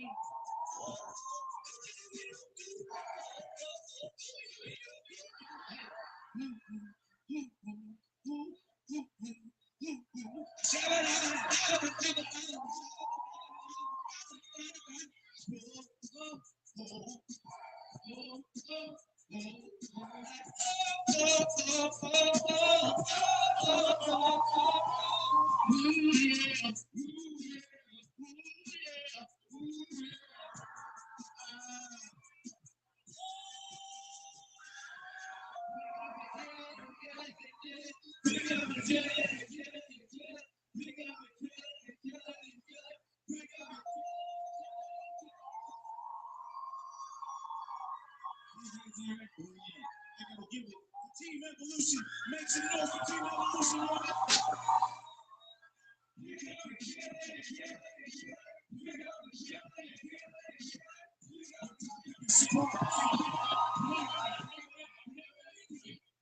Jesus, so you know I'm ready. I tried to throw you, but you was too heavy.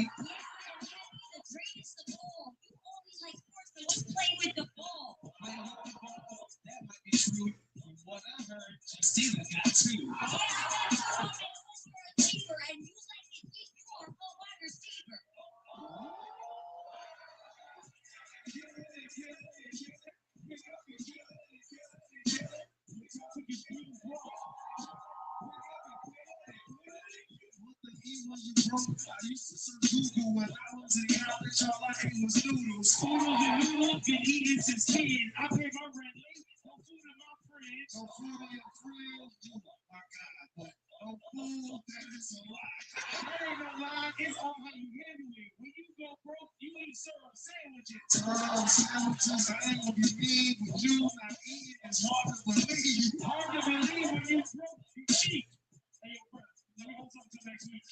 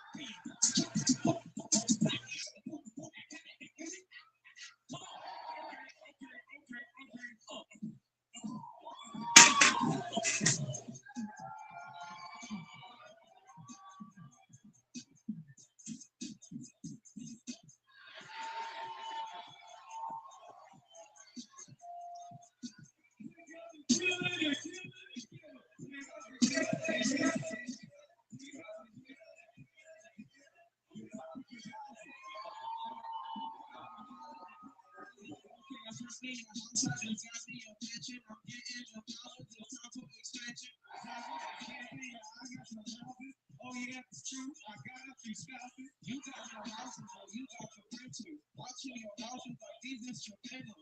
These instrumentals, I know you would fit up, but you pull up Malibu, I'll let you enter. Malibu, you live in Beverly. Oh my God, my new crystal heaven. Look in the heavenly top of the hill, but you know I fit this. I keep it real ideas on me. I ain't gonna let you keep rapping. Cause I'll let you know it. I'll keep rapping. I'll let you rapping. I'll keep rapping. It's old school. You got a lot of money, so you got the houses, but one thing you don't know is clearly your outfit. It's pocket. Matter of fact, you know where I got it from?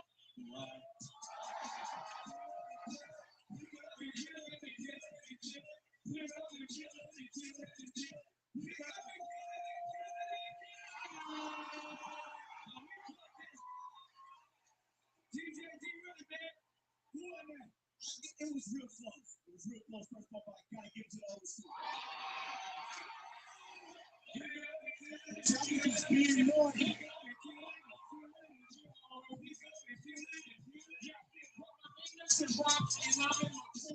I see the crowd with a lot of naughty shorties. Naughty shorties, well, I do that too.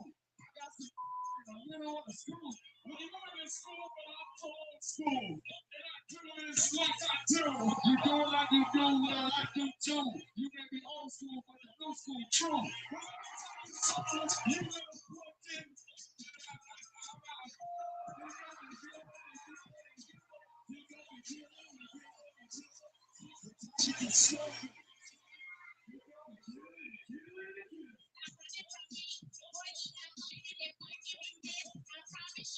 you promise I like it. I have no doubt if I give you just things you can walk in my house.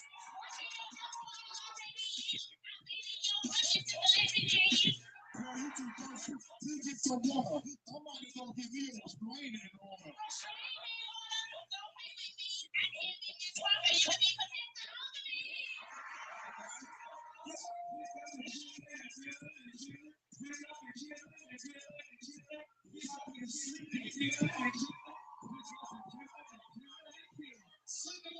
And thinking it's great, us bears, we love to hibernate. It's like a hibernate, that's what it seems. Last night I had about 7 good dreams. 7 good dreams, stop your retreat. Do me a favor and go back to sleep. Go back to sleep? I can do that. All I gotta do is play Eminem's whack-ass diss track.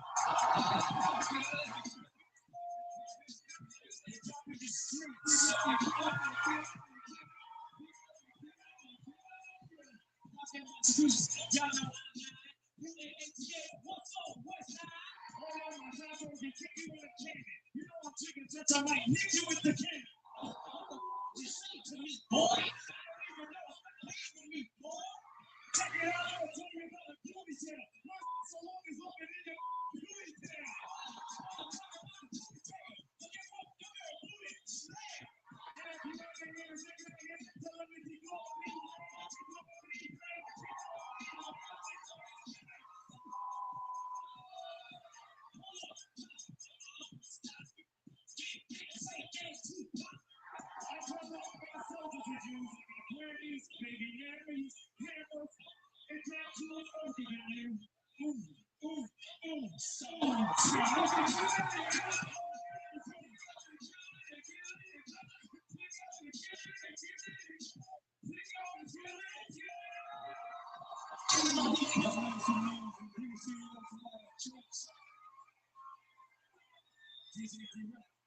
That was real close, but I gotta give it to the new school on that one. Make some noise for the new school. Pick up and kill it and kill it and kill it. Pick up and kill it and kill it and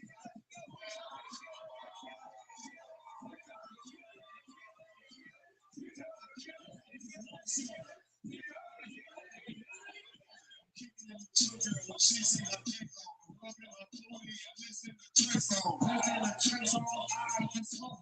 Yeah, girl, go for the eyes and brothers. The eyes and brothers, what are you selling? I'm talking to your girl that's in the dialect.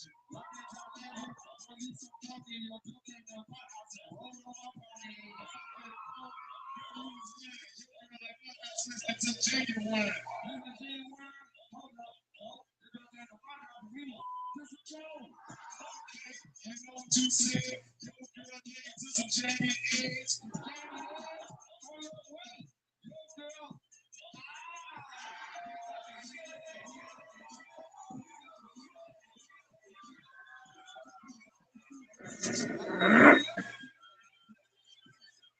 You OG, you in the red. Since I'm so waste, I'm gonna take it to trap.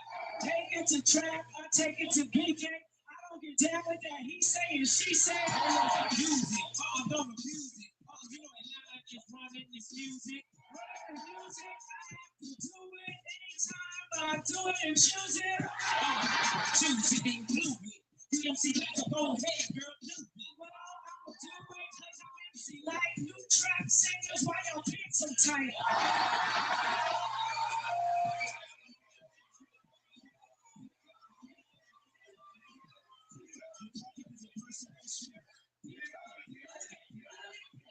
You do impression, that dance crazy. If you that good, you sound like Jay-Z. I went to Jay-Z, you do Beyonce. Take a swing and you can be my fiance. That dance crispy, but if you that good, you sound like 50. I went to 50, yeah, I can tell you.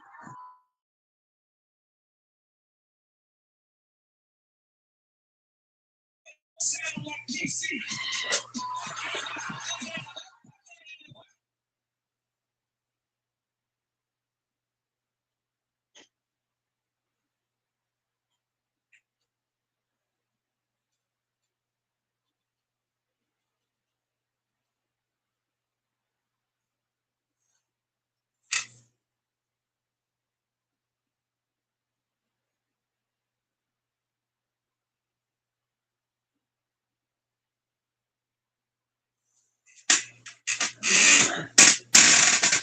This is Arby's pulled pork and chopped brisket.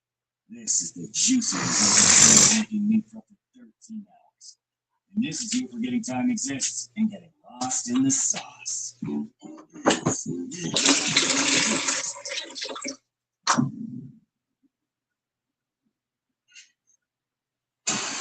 Passenger.